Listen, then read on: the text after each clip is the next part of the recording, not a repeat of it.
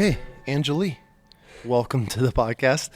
Normally I have everybody do their own intro, but we're going to change things up a little bit. I read your bio that you sent in, and you are from upstate New York originally, which I am too, so I want to get into that. Oh. And, I don't know about upstate, but you're from New York. Yep, upstate. You're Okay. right. And you were a law enforcement officer, Yep. and you made it to detective. Yep. And then you got out, and now you're helping law enforcement on the organization kind of private side. Yes. Okay, Yes. so, Spot on. and you're a proud mom, I am so proud. which is the greatest title that Yes. anybody can ever so hold. honorable. So Yes. it's great when you, I give my wife so much credit because being a good mom along with a good dad, I think is one of the hardest things when you absolutely care. And in your bio, I mean, there's not a lot of people that mention, like as accomplishment, which is motherhood, which is an incredible thing. So, all right, let's jump into it. So where are you from? I'm from upstate New York. Where at? So I was born in Rochester, New York. Got it. So not upstate, but my family all lives up in North Bangor, Malone, just a few minutes from the border. I'm from Thousand Island, so literally the Clayton, New York is Okay. like 5-minute boat ride, and you're in Canada. So. Okay, yeah. That's Yep, awesome. that's where I grew up. Yeah. So you ended up moving out here at kind of a younger age, correct? I did, yeah. So my father got a job with Hewlett Packard when I was 9. Got it. And then since then I love it here. You're an Idahoan. Yeah. You're an Idahoan. Yep. So growing up here, and then it's not much of a huge culture shock difference between.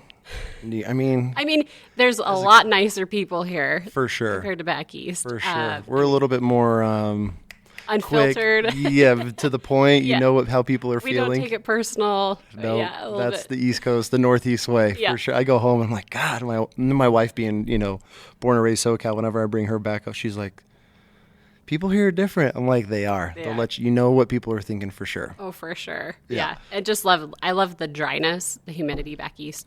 I was over that. So, and it's just simple life here, so. It's the humidity is one of those things if you've never experienced a hot, humid, there's Texas humidity. There's East Coast. Nothing beats the South, but Oh, yeah. and then people don't realize how hot and humid it gets in the Northeast. Oh, In yeah. the summertime, and that is just You take a shower and then you're dry and then you go back out and you're like, you're oh. wet all Yeah. day. So you get here, you go through high school. What was high school like transitioning from Northeast to Idaho? So, the obvious is education's way different, right? From New York, top of the line education versus here, we're like the 49th worst state for education. So Yeah.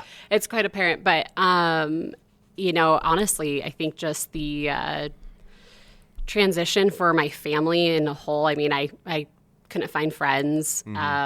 We were a big hockey family. We all played hockey. Hockey is life in the Northeast. Hockey's life, yep. And it's like football here. So my brothers played travel team and the high school, but it was just really hard to find friends in transition. I would say high school was the best years of my life and the worst at the same time. Why the worst? The bullying, Really? the peer pressure, the drugs, What town did you grow up in? what town? I went to Eagle. Okay, so you're right here. Yep, right here, local. We had suicides, we had fatal car crashes with kids, we had overdoses. Really? It was pretty crazy time. But that's where I met my husband too. So Are you guys high school sweethearts? We are. Really good yeah. for you. Yeah, he was one of my bullies and picked on me. So yeah, No. and then he cheated off me in math. So shout out to my math teacher. So your husband started as a hater, Started as a hater. and then you helped him do his homework, and then you guys got close, and one thing led to another. Yeah. And here you are. How Yeah. many years now? 20 years. Married or together? Married for 11 years, together for Good 20. for you. He had commitment issues at first time. I did the same thing, so that's why I could Wow. talk. He was a firefighter first, and then he got right. So Yeah. Yeah, military, law enforcement, firefighters, we're all the same. Right. It takes us some time to come around and wake up and realize when we have a good one. So that's good. That's Yeah. good. Where was he at as a firefighter? Was he's an Eagle. Okay. Yep, they had a volunteer program, and he started right when he was 17 and loved it. That was our family, and did that for about 5 years, and he knew he wanted to do more. So he saw a situation of a cop handling a a suicidal kid, and it didn't go the way that he agreed. And he was like, I want to be that. I want to change kids' lives and make a difference. So that was, and during that time, I worked at the state police as a dispatcher. And so he's like, I want to go on a ride along, and fell in love with it after that. So he became a cop after this? Yep. He became a state trooper. Really? Is he still doing it now? Yeah, he's That's a awesome. sergeant there. We're going to have a chat with him. Yeah, definitely. So you guys meet, and he becomes firefighter, and you go what, off to college? Yep. I went to Boise State. Okay. And then I dispatched too for the state police right before I turned 21. So did you get into that while he was going through, or were you dispatched before he jumped onto the law enforcement side? Yeah, I was. Really? Yep. So how'd you like get into dispatch? I loved it. I loved the multitasking. I loved the adrenaline rush. Because you don't know what every phone call is something different, right? Yeah. It's wild. Really? It's wild, yeah. So there's never a dull. You're not like at work like twiddling your finger. I mean, is it No. always just nonstop as a dispatch? You have several different radios going off in your ears. You have phone calls. You could have 911 calls. You have, your troopers could be in a pursuit. There's just, it's crazy. It could really go chaotic within seconds. And so your fight or flight, you're always on that fight. Is there a story that sticks out that you got a phone call? What's the one that comes to your head when you think of dispatch and all the time doing it? There's one I remember. So here at the state police locally here in Meridian, the dispatch center dispatches from Reagan's down all the way to the Nevada border. Really? From Ontario all the way to Wyoming, Montana, So it's Utah. a huge... So we dispatch for the whole lower south portion of Idaho. Wow. And so there's 4 different stations, but there's more dispatchers. Anyways, I was dispatching for the Pocatello area. And I remember it was in the winter, and I got a call from this passenger in the car. He called and said they hit a moose, and his driver has been knocked out. They hit 2 moose, and the driver was passed out, and he was trying to control the car. And he didn't know where he was at. And so while they're still cruising on the highway, I'm trying to ask him for landmarks and just signs or whatever he sees. And I can't remember the exact location today, but I remember I was able to get him off the freeway, took an off ramp, and I told him to hold his driver's neck, C-spine, and just let me know when he hears cops go back and forth, and I can try to hear on the phone too, because I could tell it was on speaker when we were getting closer and closer, and then I was dispatching my troops to that. But it was pretty wild too, because you can't see anything, right? You can't see what's going on like the troopers do. So I am like a pretty vivid, for sure, like photographic memory type of gal, and I can just picture all of this, and that was like my most vivid. Like I just stayed with him the whole time until they got there. It was, not the fastest response, but I can imagine. But we got there and helped them, and they survived, which was great. So I mean, I feel like taking out 2 mooses. Yeah. It's rough. I mean, one alone could do some work to your car, sure. let alone 2. Yeah. I mean, I have some buddies in Alaska, and they send me pictures every year of cars that are just, I mean, it's almost like they're ripped, like flattened right down the middle Correct. of them. I mean, yeah.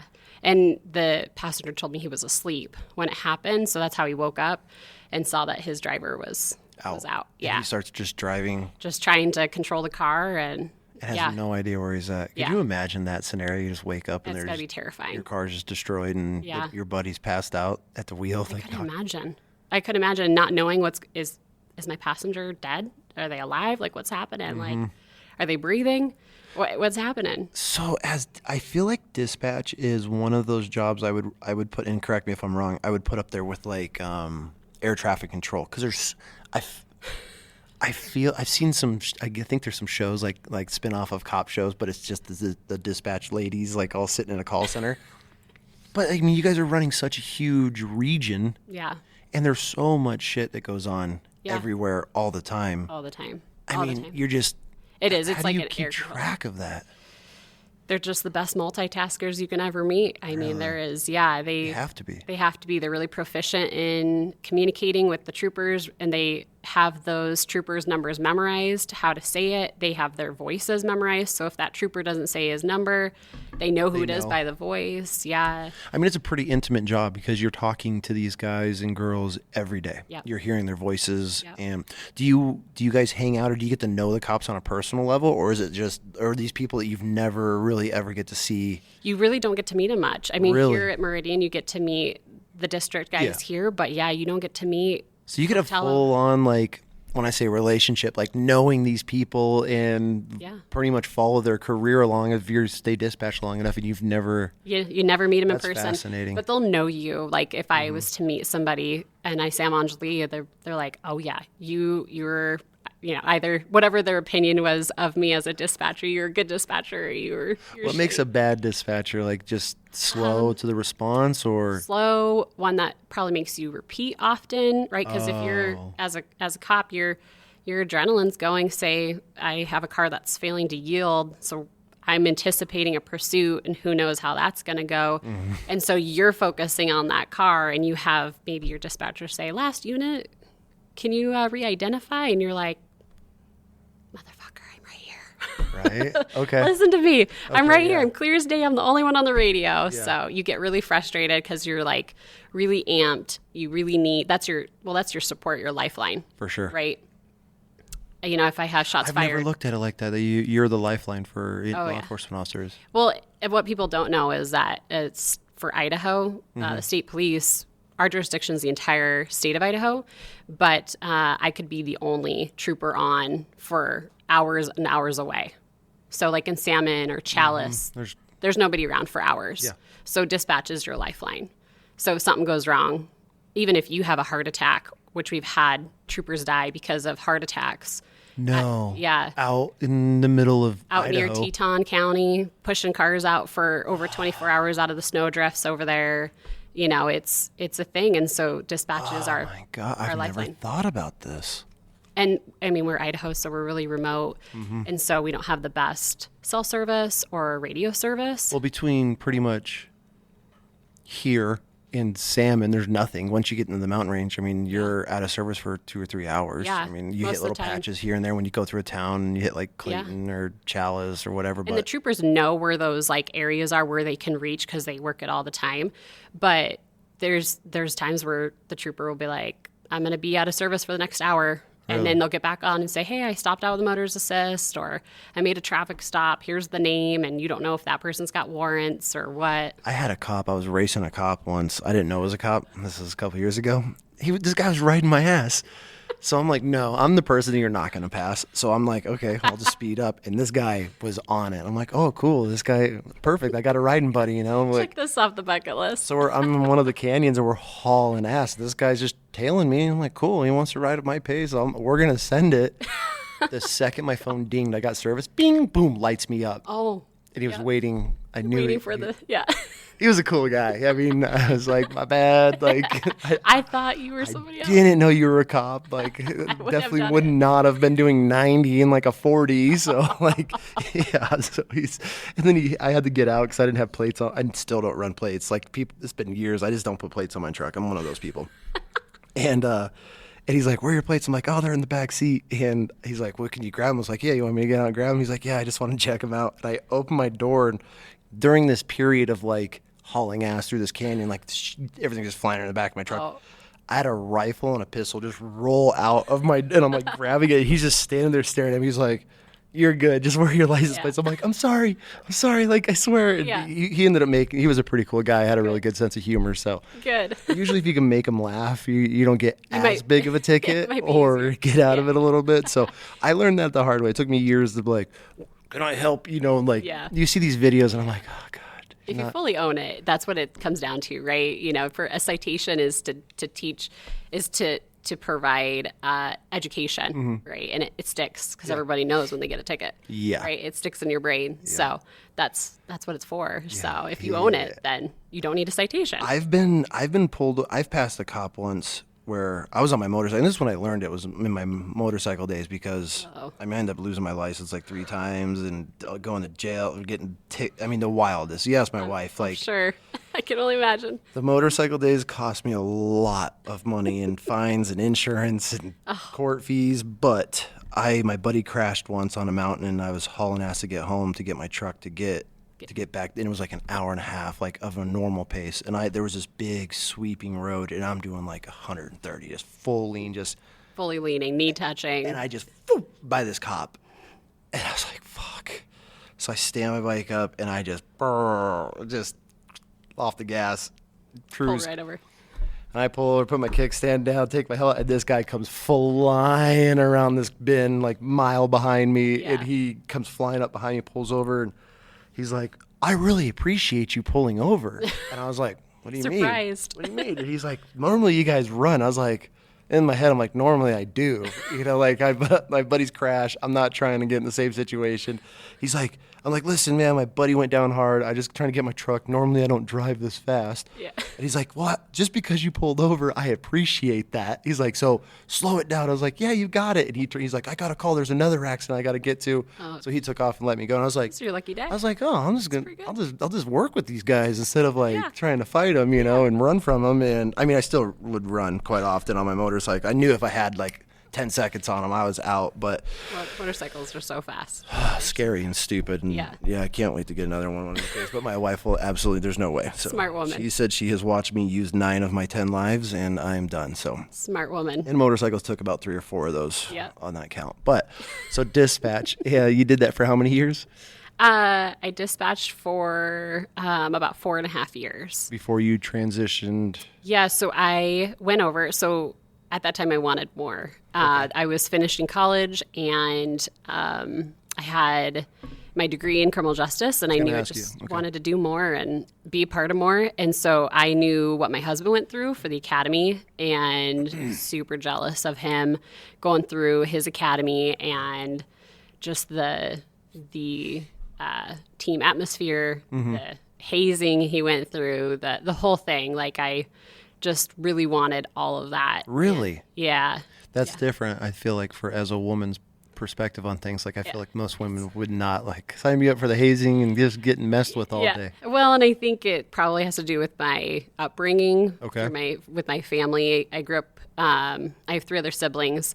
All boys? A sister is the oldest, 14 years apart, and then 2 brothers. Okay. And grew up playing hockey. Like, legit, they would take me to a hockey net and shoot pucks at me when I was like 4 years old. Are you the baby or the middle child? I'm the baby. Okay, that makes sense. So they helped me become tough and kind of, influenced me on who I am. And so I with that, and then our parents they're old school. And so my parents held the men up really high on a totem pole versus the women. The women were kind of just, stay home and clean the house and, have children.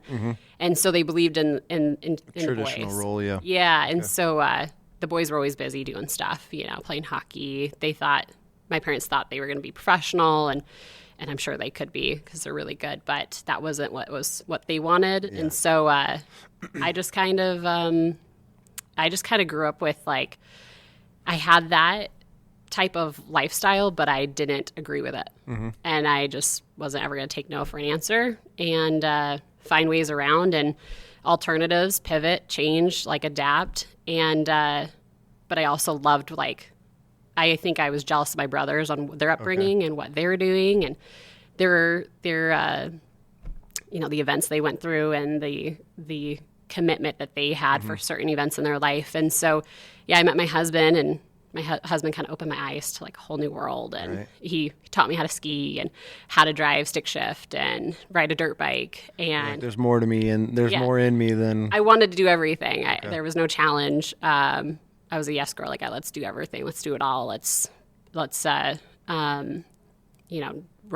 rock cliff, jump, whatever, and let's do it all. And so my husband went through that academy, and it was just super cool, just seeing all of that and being part of more and helping more. And so I knew I wanted to do something more, just didn't know what. Yeah. And so then I went over to the district. in the district. What's the district? It's where patrol is, investigations. Okay. And I was an investigative assistant, so I helped investigations.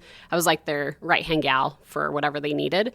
And they really kind of took me under their wing. They let me go out on What are you investigating? Like murders, burns, arson, everything? Drugs, yeah, homicides, Really? officer-involved shootings. This is before you went through the academy and everything? Yeah, this is before. So you're in. Like you're already.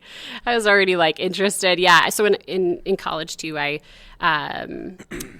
interned and also had a class with a detective. She also taught at Boise State, and she became my mentor. She's pretty badass, and so I interned with her for 200 hours, and I did. You're like, this is it. Cold case homicides with her. Yeah, I went on drug buys, surveillance, all kinds of stuff with them. And I was like, this is awesome. This is sweet. But I think what kind of held me back from pulling the trigger then or even before was that I would talk to like my mom about it, and she was like, no, like I don't want, you're my baby girl. I don't want you to get hurt, right? And kind of inserting fear and doubt and lack of confidence, right? And so let the devil in. Yeah, so I just didn't. And so then I became a deputy coroner for Ada County. Which is what? It's a coroner. So I investigated hundreds of deaths. Are you going out to the scene or while the body's there, or are you going afterward? Yeah, so I go, respond. Okay. Okay. Pause. Okay. Bodies. Yes. Doesn't gross me out. Really? The smell? The rot? No. The bloated? I mean, now I think now that I'm a mom, so it's like a bit different. But before, I honestly, it's a mental thing. For me, it was like, well, I'm going out to a scene where there's a family, or maybe not. But if there's a family there, they just found their loved one dead. And so it's not about me. It's not about how I feel about the smell. It's not about what the scene looks like or if it's gross or whatever. It's about this family. And so for me, that just really laid heavy on my heart. And I wanted to help every family I could because that's a big deal. It's a horrible time. It's a horrible time. Yeah, I can't even imagine. There's not like resources there to help them. You know, they're trying to navigate. Why isn't there any? I mean, you know, it's like when someone dies. I mean, people don't even know what like the first step when either let's say hospice, and that's the most if they're obvious. The best case scenario, right? Where you come home and the loved one passed, right? Like you call 911. Yeah. In reality, that's what I mean. Feel most, and then that's when you get assigned to, hey, there's a suicide, murder, whatever the case be, and then you have to go out and investigate everything. Yeah, if it's not a natural death, like so hospice, you wouldn't call 911, or a natural hospital death, you wouldn't call 911, or call the coroner. But yeah, those unforeseen deaths that heart attack that's at the house that maybe could look suspicious, you call the coroner. Like, yeah. And I think to answer your question, I think the resources, I think everybody's situation is different. For sure. And so it's hard to like say, follow this list A, B, C, D. Everyone's situation's different. And so it's hard to provide that many resources. Did you ever go to a house where the animals were eating people? Hey, did. Really? What was that like? Is it? I mean, you hear because my wife, she just the freaking crime shows on 24/7. Typical woman, right? Like you watch them with her though, I'm sure. I don't. I can't stand them. I'm like, why do you watch this shit? She killed her husband for the $20,000 insurance policy. It's always the dumbest amount. Like I come in at the end and I'm like, how much? And she's like, $30,000. I'm like, so I guess I am involved, but I just get the cliff notes. But I hear if I hear like a cat was like chewing on somebody, I'll stop and listen to that. But like, what is that like investigating where the animals were chewing on their owners? Because they're trapped in the house, right? Right. And it's no fault to the animal, right? No. And so, and the animal knows no difference. So they smell and they see that, and that's what they eat, especially if they don't have their food out, right? But to me, when I, entered that type of scene, I mean, it's just part of like a crime scene. Really? There's variables that you just like are kind of in your head of expectations, and you need to know the signs of what it looks like, when it okay. comes to, because it could look Foul play. suspicious. Okay. Yeah. And so you have to like really look at the totality of the scene and see what's going on. But, You've ever like looked at the cat in the corner licking itself and you're like, motherfucker just chewed this dude's face off. I definitely didn't go and pet it. I'm going to tell you that. I kept my distance. Yeah, it's just looking at you and you're like, I know what you did. Yeah. You know what you did too. Yeah. Dirty ass cats. I hear they're like the first thing that'll eat you as a cat, like within hours of dying. They say the cats are on you. Yeah, well, they're just waiting. I've had dogs, and I had a scene where there was a pig. A pig? A pig. Yeah, and those. How much of the body was eaten? Not a ton, not much, but it definitely tracked blood all over, and so it looked like a really big crime scene, like a really messy crime scene. Did the pig go for like the belly, or did it start? I can't. I want to say more like the face. Really? Yeah. So, yep. I would just walk in and be like, yeah, I'm good. I'm good. I'm not. The smell. I could deal with bodies all day, and it's the smell. Yeah. Especially, yeah. And then it's on your clothes, and then even when you change and wash, and you like still smell it. Well, that is a thing, yeah. And so that's. How do you handle that? Everything is. Are you wearing a suit? Like, do you wear like a hazmat suit? So it depends on how bad. So I had one situation where there was a truck driver that died in his truck. And he had been there for several days in Idaho heat, 104 degrees outside, so you can only imagine what it is inside. God. And so he was very bloated, and his skin was peeling off, coming off. And so I was in a hazmat suit for that one, for sure, because I had to pull him out of his truck through, those little windows. So they have like the big windows, and then on the bottom of the door is a small window. Yes. And so there's also a door, and you can pop the door off and slide him through that. How did you get him through that?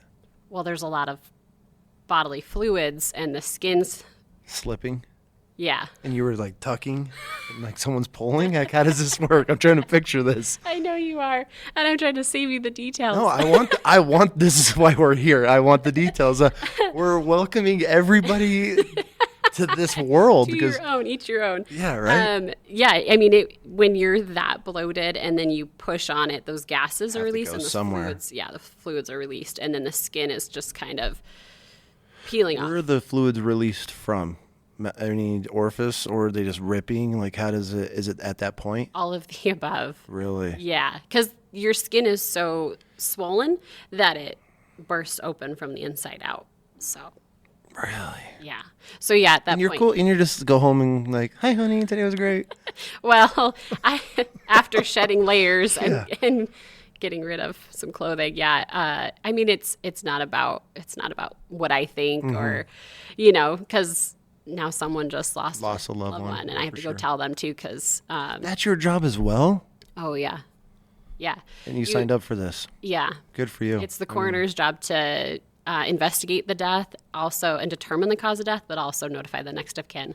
So that's all in the one. Sometimes I'd get state calls to go and notify a family, and not the easiest, but I do believe that loved ones should be provided that next of kin, the details in the utmost professional manner 100%. and respectful manner. And so, and I think of that very passionately. And I think that's what drove me into, so that I did that for a year, and I knew I wanted more again. And so I wanted. Wasn't enough, huh? Wasn't enough.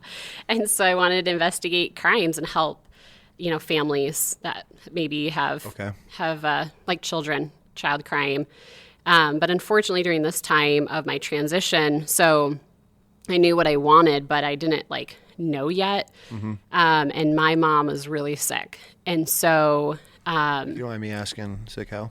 She had cancer. Okay. And she had a mass in her uterus, and we were able to get it removed. And then it metastasized 7 years later and spread to her lungs. And she did chemo. And then since her last chemo... to the day she died was about 7 months. Okay. And I'm sorry to hear that. Well, it led me to where I am today. So thank you. Well, so it gets a bit dark where I also go to hospital deaths as a coroner, right? Just in case they came in within 24 hours, there's guidelines that the coroner has to meet to go investigate it. So I went to the hospital quite a bit, and I knew, what signs look like. And I worked a graveyard shift, and my dad called me super early, and he's like, I had to take your mom to the hospital. She's intubated. You need to come here right away. So I got off shift and went there, and she's intubated, and I just immediately knew that something's not right. You've seen enough. Yeah, something's not going well, and I don't think it's going to end well. He kept her on life support for a while. What's a while? About a week and a half. Okay. And I knew she didn't sign a DNR, but unfortunately, I think she, in respect, signed one on his behalf for him. And so I knew ultimately her wishes was to just go and not be in pain anymore.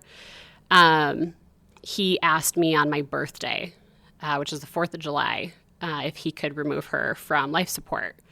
And I said, absolutely, this should have happened a week ago. And so he did. And he is in your father? He is my father, yes. And my mother. So I was born at home in my New York home.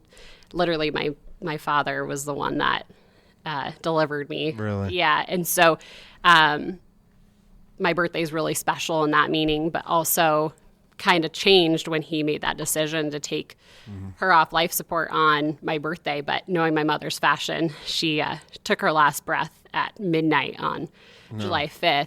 And what's really powerful is that I was there next to her. And as soon as she took her last breath, I immediately got the overwhelming feeling that I was going to go be a trooper.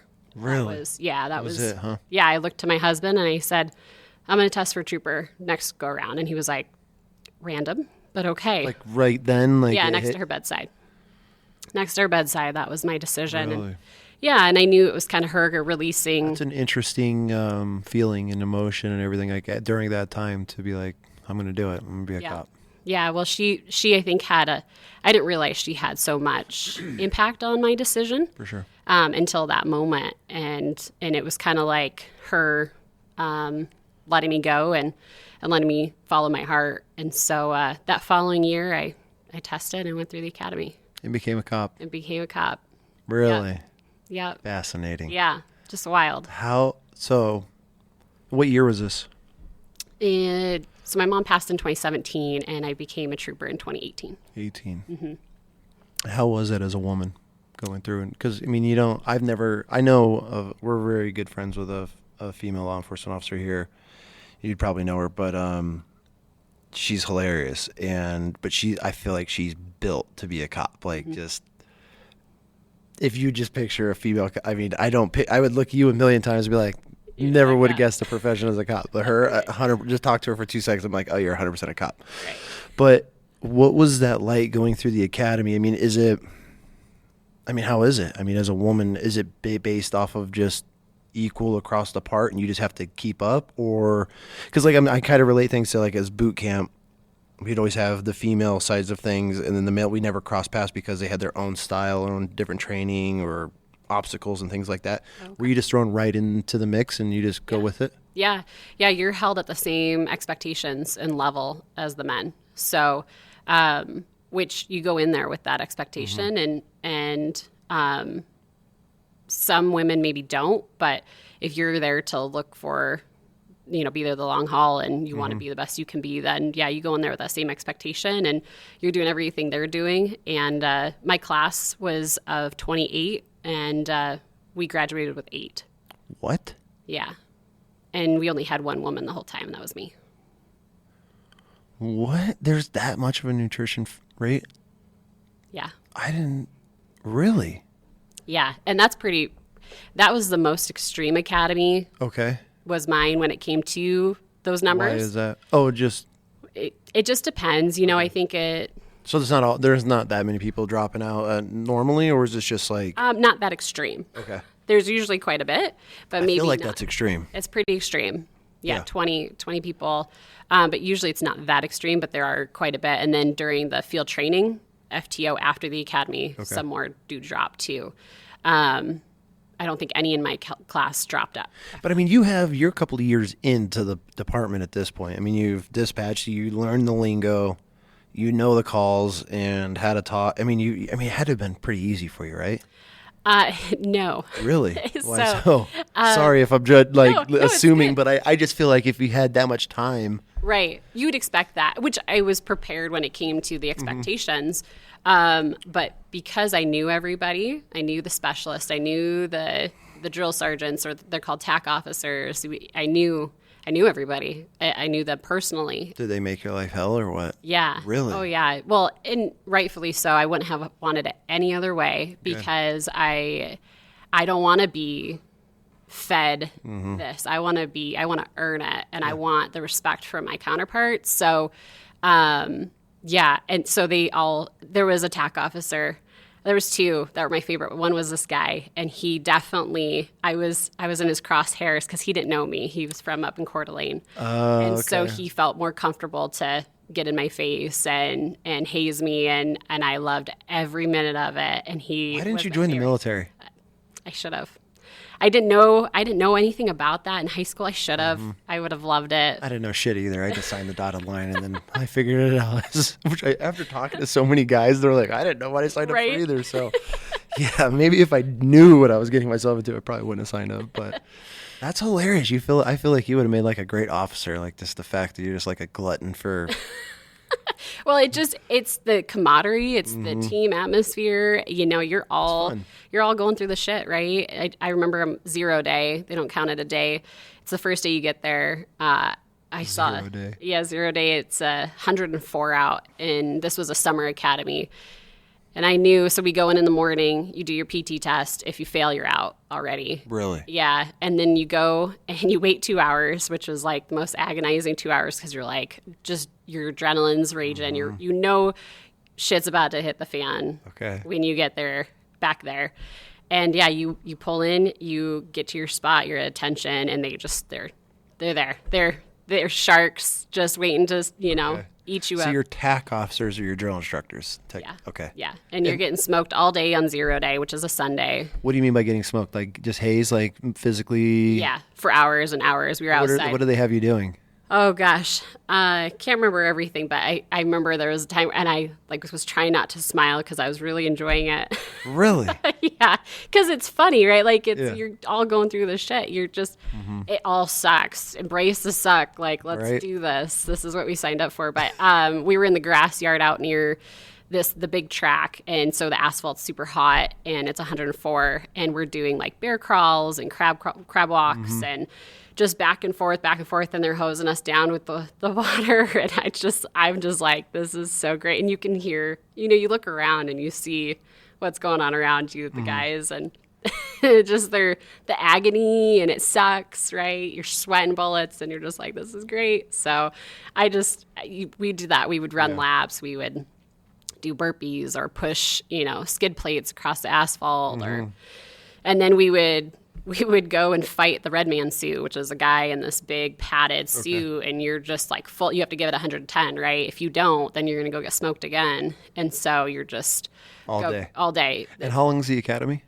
The academy is 18 weeks long, and the first 2 weeks are the most brutal 2 weeks. Everything, yeah. Yeah, and I knew because. So for the academy, you stay on campus.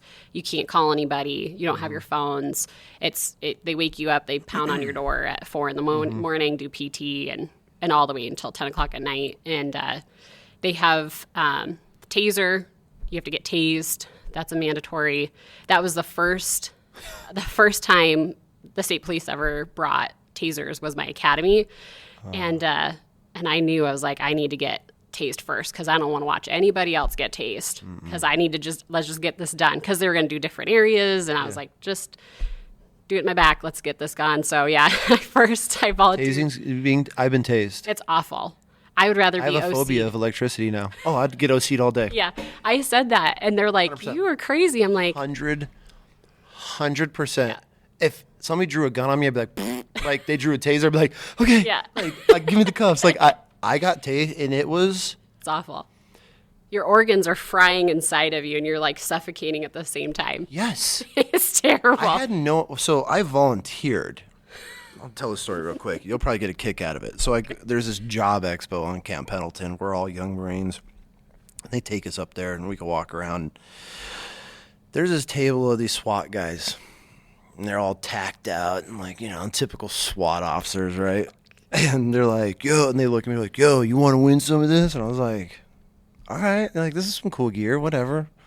I'm like, what do I got to do? They're like, if you could take one step, you win. You could pick anything on this table. And they had like badass plate carriers and like all kinds of like SWAT gear. I was like, okay. Man, I was like, okay, I'll.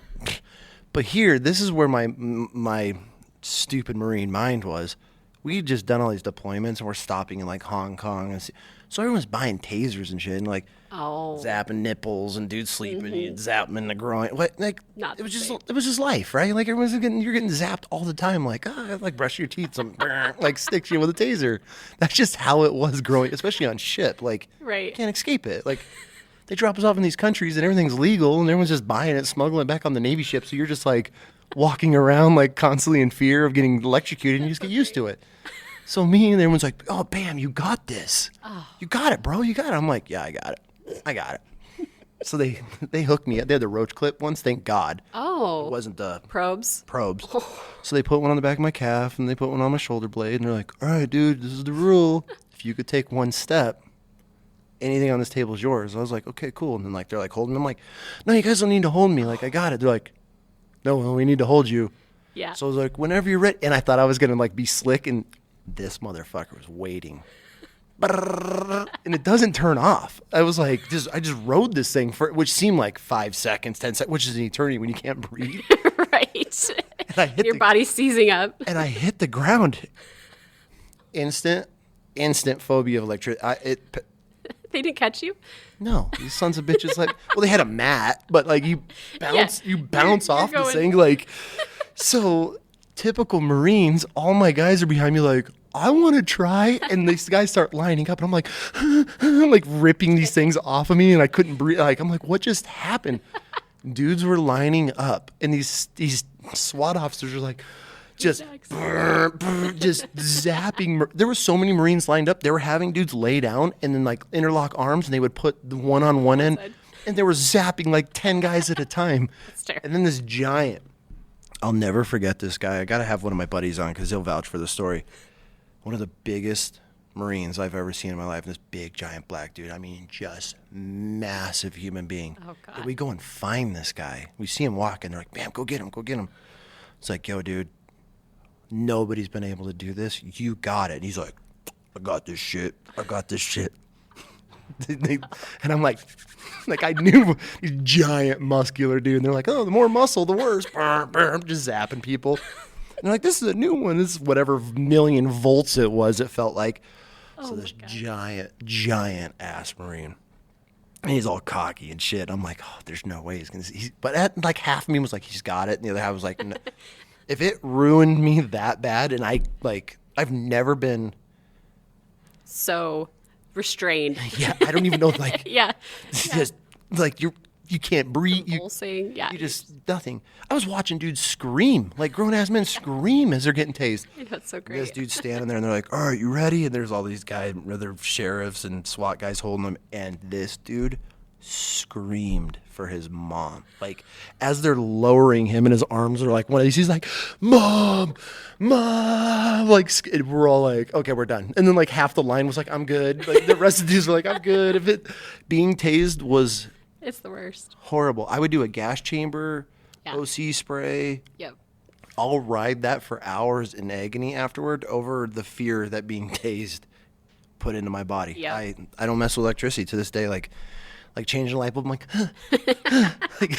my wife's like, what are you doing? I'm like, never again. And I've been electrocuted a couple of times since.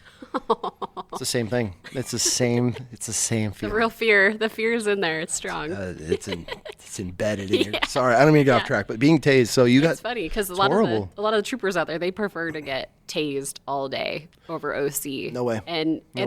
So those 2 weeks, it's like tase on a Thursday, and it's called Red Friday.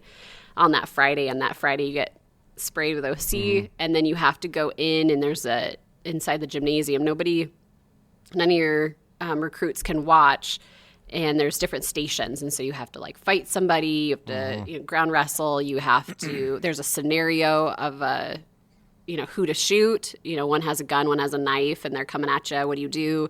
And you're blind because the OC spray. And so that was the last day, and I knew I needed to get to that day, and if I got to that day, those 2 weeks, I'm golden. I'm golden. I could do this all day. So after that, and actually I was deconning, I was running back and forth trying to get wind in my ice, and I was like, I fucking did it. You knew it. I was like, so like, and I was like. Now, is that toward the beginning or the end of your course? It's in the beginning. It's the first. So once you know it, you're like, okay, it's just curriculum and classroom time from here and just learning, or you still get smoked. So in those 2 weeks, a lot of people drop because they're like, I'm not going to get tased. I'm not going to get OC'd. I don't want to fight somebody. We do. I don't blame them on the tasing thing. I would not judge. You got to get through it, and if you all don't do it, then you're all getting smoked, but you're getting smoked anyways after. So that's what they don't tell you. Surprise. Yeah. Doesn't matter if you do it or not. And then you box. So I think at that time there was like 10 or 12 guys, and I had to box each one of them back to back to back for 2 minutes each. And that's a long time. It is a long time. It definitely got rocked. When you can't breathe and your eyes are on fire and your snot running down your face and you got to fight for 4 minutes. I used to run cohesion chambers, which were these kind of like the same thing for training, but yeah, we would just smoke these dudes after just bear spraying them in the face, and we would just fight them all day. It was a blast. I enjoyed being on the opposite side. But you would also get it, right? Like if you're boxing them, you're getting it on you. It's everywhere. It sucked. Yeah, and nobody's a winner, but they have it way worse than us. Like so right for sure. In the eyes. But a lot of people dropped during those 2 weeks, and then after those 16 weeks, you still. There's hazing, but not as much. You're earning the respect. You're working as a team. That's what they want from you is for sure. Don't give up, embrace the suck, work as a team, right? Break them down, build them up. Yep. And if they see you're not working as a team, then they're going to insert, if it's hazing or, getting smoked in whatever capacity or team projects or whatever, they'll change it up and pick a different president or whatever the term is of the academy, and they'll change it up. And at some points there was my dynamic of my academy of guys. I think I had a higher expectation because of what I've seen go through the academy working there, but also what my husband went through, what I desired and my expectations. And it kind of turned into like a popularity contest, and I was like super unimpressed with that. Okay. And so the TAC officers saw that a lot of the time. My counterparts were pretty disrespectful towards me and not listening to me, and so they would make me the president to force them. Yeah, they don't have a choice at that point. Yeah, which didn't help. Didn't help me and the dynamic of my academy. Because now you're put on a pedestal, and you already had riff within your, I guess, a platoon, I would call it, but that never helps the situation. No. I mean, it definitely doesn't help your situation. You're probably like, I'm good. I'm just trying to like give I just want to graduate. Let these guys do it. But then they put you in charge. Let them be. I don't care. This is not what I signed up for, to be popular. But and we just we lost a bunch of people, and there was only 8 of us, which was easier to manage. But it opened my eyes, because what I didn't know is the dynamic between men and women, and how that can be challenged and difficult. How so? In every aspect, it's different. So like we would do Krav Maga, and so not a lot of guys wanted to fight a girl, right? Mm-hmm. It's a bit different. Or they don't want to hurt me or whatever. And I'm like, you need to look at me as an equal. Yeah, like, sure. Let's go. And so, or we would do searches. Searching on a female is different than searching on a male. Very much. Right. So some of the guys weren't just maybe mature enough or professional enough or took it serious enough, which contributed to that, how they respected me and what I would say or how I would command them to, as a whole team or what have you. And so I had a drill sergeant female. She attack officer. She actually is in the military as a drill sergeant, and she is a ultimate badass. When you say you know somebody as a female law enforcement officer who looks like it, this is who I picture too. Okay. Just full of muscle, just beefy, and she was a close friend too. And how was that? Did she turn it off and you just had to respect it, or what? well, I knew they needed to do their job For sure. and I needed to take them serious, right? And so there was that mutual respect. Like I didn't expect, like I said, it. And you're not looking for the hookup either, so. No. And so I was going to ask her a question, and so she came back to the class, and I wasn't there. We were doing something, and they told me after I came back, hey, you know, she's looking for you. Go talk to her when you have time. I was like, okay. I was going to talk to her after the class, so I didn't miss any of the educational piece, and that was super disrespectful. Like I got back to the class and should have gone and straight to her. Okay. And so she smoked me at the end of the day. Just me with 30-pound dumbbells doing burpees in 100-degree weather. And I knew what she was doing. It was a good lesson, but it was beyond that lesson. And she's yelling at me. She's saying, you're going to encounter this in your career. You are going to be a female that's going to be challenged and not listened to, not taken seriously. You're going to be targeted. You're going to be, you know, this is what it's going to feel like. You need to power through. Yeah. And the other techs are yelling at the other 7 guys, you need to get down there and work with her, you know, work out with her, be next to her. And they're trying to take my weights. And I'm like, don't fucking touch my weights. Don't touch my weights. This is happening for a reason. I did this. Don't touch. You can do burpees next to me. Don't touch my fucking weights. So good. So yeah, she and I. After a year being on patrol, I thanked her because I did go through a lot, and You're I was like, okay. That was a way greater lesson than I knew at that time, For and I sure. appreciate more than anything. They always are. Yeah. You don't understand it until it's like Yeah. your parents. You know, I mean, they teach you, and yeah. afterward you're like In the academy, you think, oh, this tack is just being an asshole or part whatever. of the game. Yeah. Yeah, but no, this was You had a good lesson behind a it. great life lesson for sure. That's Yeah. good. Yeah. So after you get out of the academy, is Idaho different? Because I know I have buddies that are cops in all different states, and some of them have to go to the jailhouse, some have to go to the court. Idaho's different, right? Like you go straight to the patrol? Yeah. Yeah. So you go straight to the road. Were you solo, or did you have a partner? So you have to do 3 months of FTO, which is field training with a field training officer. Okay. And they're different phases. Each are 1 phase or 1 month each. This is and after you graduate. Yep. So now you're an official cop. You're sworn in, you got a badge, your sidearm, everything. And so now you're just left seat. We call it left seat, right seat Okay. in the military. Okay. So, you know, you ride passenger for half the time. You know, when new units and things are transitioning over, we do left seat, right seat. So that's Okay. That's your FTO, you said? Yeah. So we would do a day, just 1 day of like shadowing that our FTO, and then we would switch and start. And each phase you do more and more. So the first phase you're driving and maybe dispatching on the radio. You're talking about violations you see on the road. Are you talking to any of your friends that you were working with at this point? Only 2 of them. Okay. Yeah. Yeah. Sorry, it's a random question, but I wasn't sure if you're like, it's me. Yeah. You know, like I made it. Which is weird because as a dispatcher, you're supposed to say, you know, so for dispatch, and it's been a while since I've said it, but you'd say control 650 as a trooper. So you'd say, hey, you, it's me. And in dispatch, you say that too, but you say 650 control. And so I had that reverse in my head. And so when I was on the road, I would accidentally reverse it and they would giggle. Yeah. And they would giggle, go ahead. And so, yeah. So I but I was, because I had that knowledge and that confidence in that area, like it was a lot faster of transition for me. And then second phase was a little bit more, you know, you're doing more, you're making the light, you're more on your own. And in the third phase, they're not doing anything. You're on your own. Yeah. If you're asking for like a backup, they'll be your backup. But yeah, you're more on your own.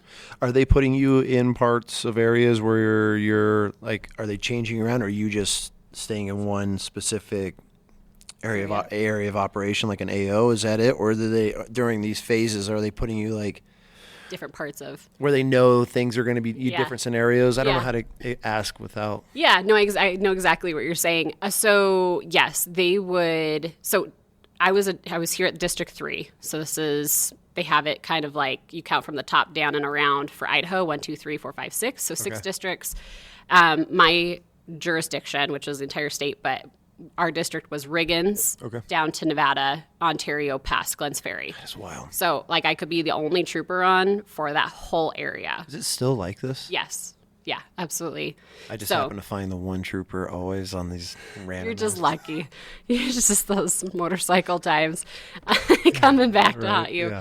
Yeah. But yeah, so each phase I would go with a different FTO, and sometimes it would be a resident trooper. So I was with the resident trooper in Payette. So we worked his area. Resident as in he lives out there. He lives out there. That's his community. Yep. Okay. He knows everybody. He works from Weiser down to Duck Valley, that whole 95 corridor. And so I would work that area. And so I would have to really know that area, Payette, New Plymouth, Sand Hollow, just like all of that. And then there'd be like the next phase, I would be on night shift, the DUI time, where DUIs, work on DUIs, drugs, DHE stuff, that type. And then the next phase was kind of like whatever your FTO schedule on. Got it. But you can go, I could drive up to McCall for a day and work in McCall if I wanted to. Really? Yeah. That's cool. I could do whatever, which was, I mean, that's what I also wanted, is every day to be different, right? So I loved that. That's pretty cool. Yeah. Okay. Yeah. And that's how I knew I didn't want to be a city cop or a sheriff, because I wanted the freedom of going anywhere and everywhere. So you guys are almost like game wardens in a way. Like, I don't know if you're familiar with them, but there's one per like a region, and they cover such a vast. So we have here state, city, sheriff, ISP, which would be sheriff? No, state is ISP. Okay. Yep. ISP, state. Yep. City. Yep. Sheriff. Sheriffs. And Fish and Game. Yeah. And they all have, I mean, just as a normal. We're really unique. I mean, it's not common, right? No. Like in New York, there's my brother-in-law is a New York State Trooper, and so there's the state police, and then there's sheriff. But there's I'm thinking California's highway. So I mean, you have city and highway. I mean, it's different. It is different. In Idaho, I mean, our state police they need more. We need a lot more, especially with inflation in the last couple of years. Oh, it's insane. We need a lot more troopers for sure. And I'm sure they're not getting the numbers right now. No. With everything that's going on, and not at all. Which we'll get into that. But so now you're full blown out doing your own thing. Yeah. How long were you on the road for? I was on the road for 2 years. Okay. And I loved it until a certain point where I was challenged as a female when it came to my chain of command. How so? It ultimately came down to a personality conflict. I don't think we jived, which was really odd, because we did jive. We were really close when I was a dispatcher, but when I became a trooper, it was just different. And I think my long-term goal was to be a detective in 5 years. That was my goal. They knew that. So you have politics within law enforcement, and that person, that chain of command, that individual really, I was their focus every day. Okay. And didn't matter if other men were doing something, I couldn't do it. Yeah. And so to the point. You were in the crosshairs. Yeah. Yeah. And I tried not to be I tried not to even think of it like that, like whatever. And it was 6, 8 months, 9 months down the road. And I'm like, man, I must really suck at my job. I must really be a shitty human being. Which is so weird, because, every day I'd go in and there'd be something that they would yell at me about. But my team of guys, they were like, you're doing awesome. Like, you are 4th in the district with felonies, and you have the highest number of fatal crashes as a district car, and just like all this shit. And they were happy. I mean, I was the first one seen. If they called for backup, I would be overly protective over my guys, because I know they have my back too. And then I would go in the office, and, the chain of command has something to say about me. Were they just trying to you think they were trying to force you out, or like what was the deal? Yeah, I think it was an intimidation tactic. And there's other women, obviously, right? You're not the only female, or are you? No, I'm not the only female. Out of like 180 of us, there was maybe 12 of us women. Okay. So pretty small. It's not a common thing, but there was other women. They were friends with other women. Yeah. But it was me, and that's why maybe it's a personality conflict. Yeah. Maybe they hate investigations, and that's my long-term goal. And it works like that, huh? Unfortunately, life, there's individuals that can be petty and catty, and it's true in our chain of command and everywhere, right, in every career. But this person really made my life hell to the point where it became almost an officer safety. Interesting. During defund the police and in the protest at the Capitol, we would work, and that individual would go and talk poorly about me to my male counterparts about how I would never have their back, or he would say, I'm never going to have him come here or have her come here. I know she wants to come here, and she's going to go work the road, go sit in her car and do nothing. I'm not going to invite her to her. You think he had a thing for you? I feel like it's one of those, like, I didn't even think about that, but I don't think so. I mean, I see it so, like, I'm not saying this person in specific, but I've seen it where, like, guys get jealous where they don't have a shot, or they just know, like, you're unavailable, and they almost take like a hatred side to it and start going that route, just make your life hell because you're not either on their side or friends with them. Or it's a good point of view, and I definitely didn't think of that. I mean, in the military, like, girls stand for themselves, and they're not, they're set in their own ways and don't go a certain route, and guys start hating on it for it. And he definitely never had any, like, signs or anything like that. At least not the obvious signs. I mean, because you're working with your husband too at the time, right? Or he was in investigations and I was in patrol. Okay. I mean, it's nothing new because I dispatched for him when he was in patrol, and so it's our normal life. But he also knew my husband very well too. Interesting. And so, but he would threaten verbal write-ups and written unofficial write-ups, which he did do one time. Which didn't even make sense, and it was unofficial, wasn't even going to go in my packet, my long-term. It just was it's just intimidation. Mind-boggling, yeah. Right, and which worked. It got in my head, right? It as much as I was a really strong, powerhouse of a woman, like, I don't take. You could only take it for so long. Yeah, you can only get beaten for so long, sure. And I was starting to question my skill set. I was starting to question, do I have probable cause to pull this car over? Am I seeing it correctly? So now it's affecting you on the road. Right. It's which is not okay. Because for women, obviously, I'm not stronger than you. Mm-hmm. If you wanted to kick my ass, you could in a heartbeat, right? But I'm not going to allow that to stop me. I'm going to communicate with you in a level that maybe you have no idea. And I had that happen. I had a guy I pulled over. This was during the whole defund police movement, and I stopped a car because his front windshield is tinted. He's from California, all the way around, super black, can't see in there. Idaho's got tinted laws. Pulled him over on the median side, so meaning I'm approaching the driver's side, door. But I can't see, so I don't pass the first passenger side window until his window goes down. So his window goes down, there's kids in the car. And I go up to him, and he's just immediately... on the defense. Oh, yeah, you fucking pulled me over because the color of my skin, just, motherfucking me the whole time. And I'm like, all right, this guy's super upset, like, right away, which is a sign as a cop. Like, why are you so mad? We're just here to talk. Like, let's talk about this. But he's instantly pissed off.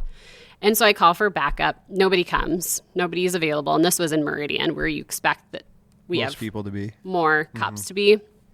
And I'm like, well, I'm also 3 months pregnant at this time. That's scary. And I knew that this guy could rock my world. And on the median side, I could get hit by a car. He could throw me in lane travel right. And so I was like, I'm going to pull him out. I'm going to talk to him. So I pull him out of the car, and I get him away from his family, because now he's showing his kids that this is all right behavior, totally okay, which is so disrespectful. And he's still yelling at me. And I just knew that I needed to meet him at his level. And so I just got right up to him. He's a lot taller. And I said, you shut the fuck up right now and you listen to me. I said, I pulled you over because I couldn't see inside your fucking windows. How would I know what you look like? And he's like, And he's like, you're just a normal cop, blah, blah, blah. And I said, you don't understand the words coming out of my fucking mouth. So you go ahead and sit on the barrier right here. So I run him, and I knew at that point I wasn't going to give him a ticket because, I mean, he's from California, has California plates. I'm going to give him a warning, put him in our warning system.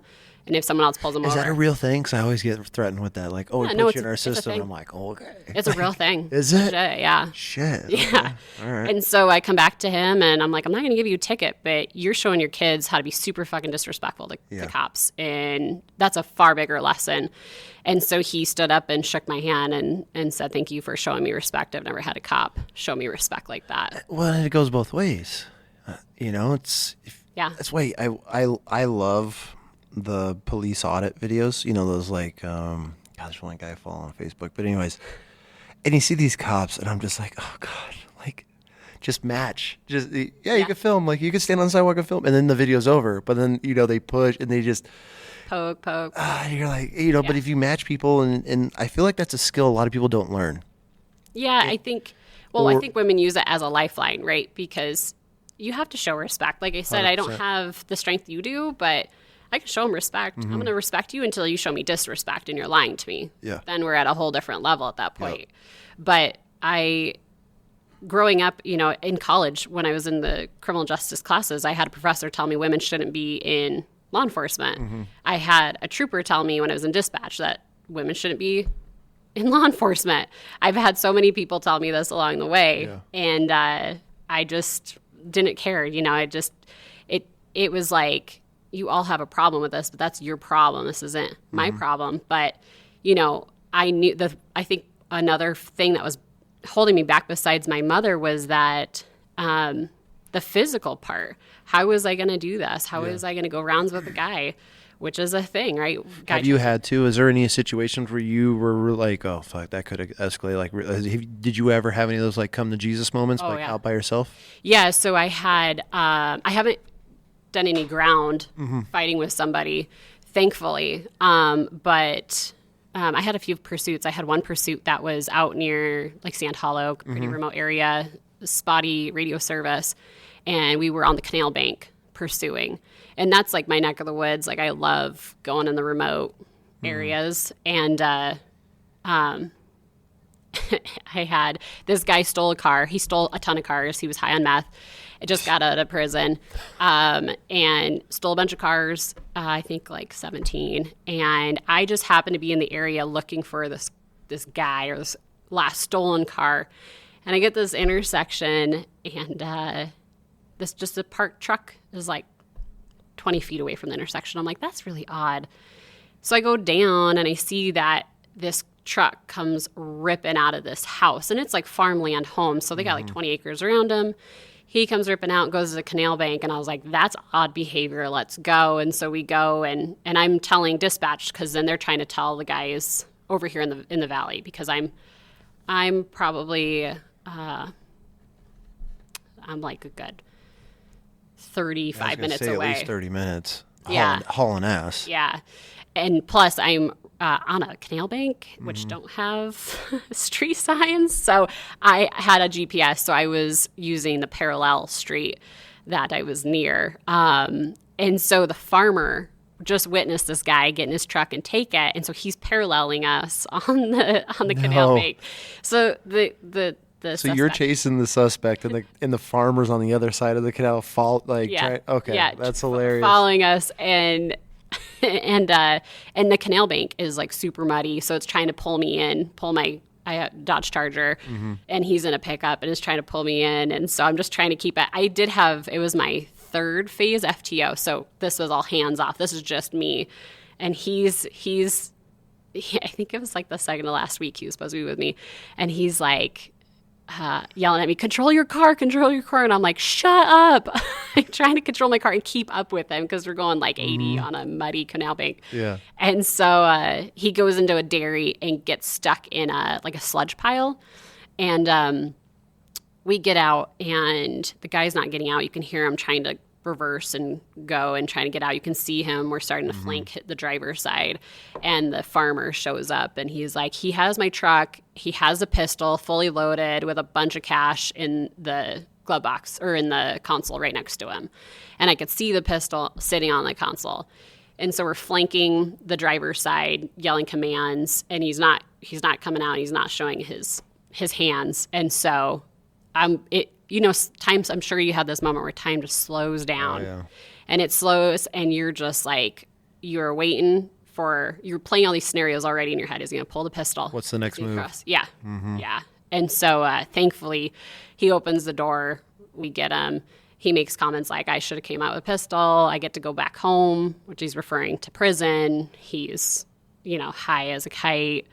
And luckily, everything went well. But that was a moment where it was like, things could have gotten real quick, and could have changed. And then everybody else finally arrived. But 30 minutes later. Yeah. But that was longer. I think that was my first moment of like, all right, this could go down. This could go down anywhere, and could go worse. Who knows? So you have problems with, obviously, I don't want to say coworker, a superior. And you said that you were 2 years in, then you started the transition to detective at that point? Yeah. Or what was your next role? Like, when did you realize that, like, okay, this isn't for me? Yeah. So I loved working with my team, my patrol team, my guys, because we would get in all kinds of trouble. Like, it was just good time when it came to working. Like, the team morale was high. It was fun. We'd have each other's back, and we would do what's right and be fair and respectful to people. And it was enjoyable. You should enjoy what you do, right? For sure. So, I took it on the chin enough times where I was like, this is going to expedite my plan, and I want to go to investigations ASAP. So it kind of worked out for the best because, I mean, I'm sure you'd like to been on the road a little longer, but I mean, your end goal, it just helped you get there a little quicker, right? Yeah. I mean, patrol is great because you get experience in all kinds of areas, right? And so it's priceless. And I wanted that. I wanted more of that. But yeah, I mean, it ultimately got me to my goal where I wanted sooner. But in investigations, I knew what I was going into because they were already a family when I was an investigative assistant. Okay. So they already knew me and how I work. They know my work ethic. Is it hard to become like a detective do you have to be selected for it? You put in a package. How does it work in the law enforcement world? Like, you want to transition from road to detective or anything else like SWAT? I mean, how do you go that route? It's a promotion. So you have to apply and interview, and then you have to do like a one-on-one with the captain. And sometimes, I mean, every time it can be different, but sometimes they put you through a written type of testing where you have to write, what would you do in this scenario? And then you have to write a whole page on what you do. Got it. So, yeah. So you become a detective. I became a detective, and I was so thrilled. And I was also pregnant, so I finished my pregnancy. You got to kind of chill a little bit. Which was nice because I swore once I got pregnant that I was not going to sit in dispatch. I was not going to sit at the front desk. I was not going to push paper. You're like, I'm not going to be her. I'm not that woman. I'm not doing that. I don't want to sit and do nothing. Like, I'm growing a human, but I can also do more. How does that work, being pregnant and being on the road? Are they are some women, did you get to a certain point, they're like, okay, like, or is it kind of your call? How does that work? Well, I think both. I mean, I didn't tell anybody, so... You were hiding it? Yeah, so I told my... You're chasing a dude down a canal, pregnant, and your department doesn't even know? No, so... Hilarious. There was a few of my guys on my patrol team. They knew, and so they were like a bit protective over me, especially if I asked just for like backup just to show up. They would come... That is hilarious. Come quick, so they were pretty quick. Yeah, So once you start like poking, they're like, hey, it's time?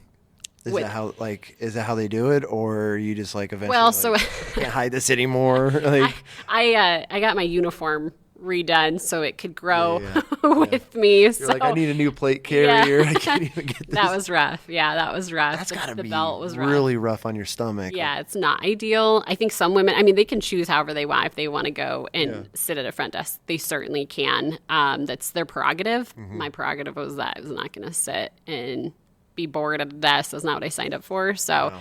and I had faith in my guys. They were my brothers, and they had my back. And so, and then, during this time when I promoted investigations, that was like, I knew that was going to be the pivotal point where like, okay, it's going to get harder to get out of this low car. It's going to be hard to chase somebody. I need to, This time. I need to think about my safety and my guy's safety too, ultimately. So yeah, it was like the best pivotal point for me where I promoted because it was going to be the time. So as a detective, I mean, are you thrown right into it? They just give you a case? Yeah. I mean, you're part of everything. So whatever calls come, investigations was. What do you investigate? What was your favorite thing to investigate? Well, I loved major crimes. So As I in loved what? it, meaning What's a major crime? major Murder? crime is like, homicides. We had a quadruple or a double homicide.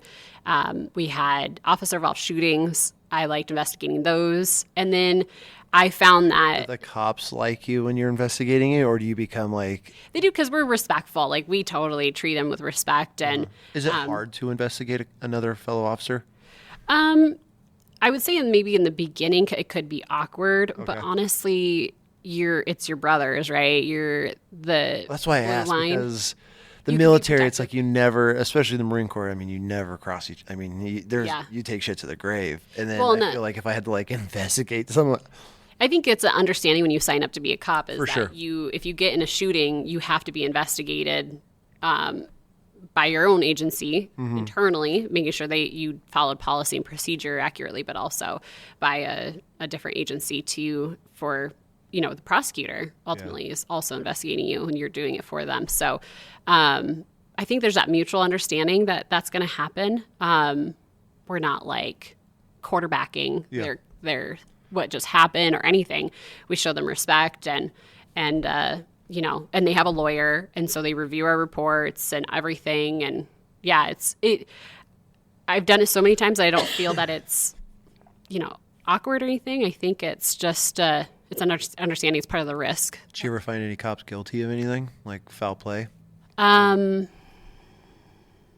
Yeah. Really? Yeah. It's a pretty common case here. It blew up pretty big. And we submitted our reports and our findings of the investigation to the prosecutor, and it was on the prosecutor, and the prosecutor decided not to do charges. So Really? Can you talk about this case or no? I can. It's been adjudicated. So it's known as the case.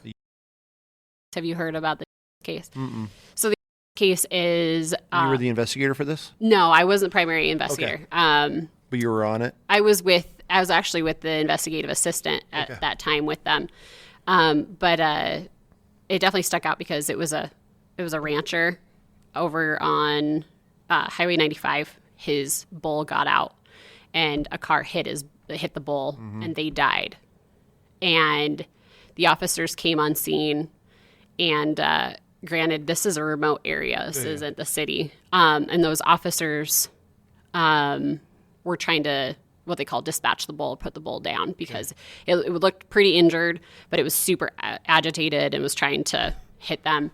And the rancher was not happy, and he came with a shotgun, but on behalf of trying to dispatch his own bull. And those cops will know the truth of what happened. So I can't tell you exactly what their truth is. What was stated? Well, they're different stories. Did they get in a shootout with the rancher? Yeah, they shot and killed the rancher.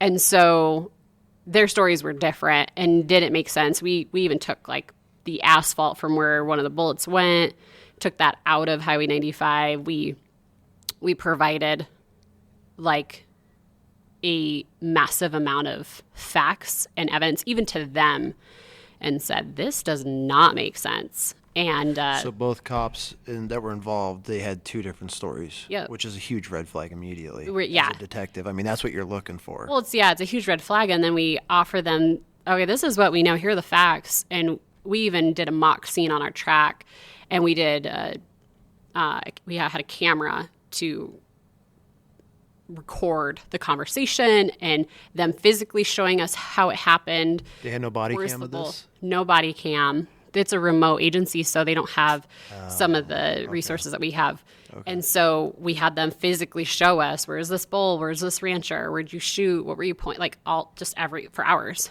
And I worked this case as an investigative assistant, but I put the books together. Like I put all the evidence together. I knew it like the back of my hand. Yeah. And ultimately we didn't agree with what they're saying, and we provided that to the prosecutor and the Attorney General's office. And ultimately they both decided not to pursue charges. Both those cops resigned. One went to Montana, and the other one I think is local, but it was just a shit show. Yeah. Man, that sucks.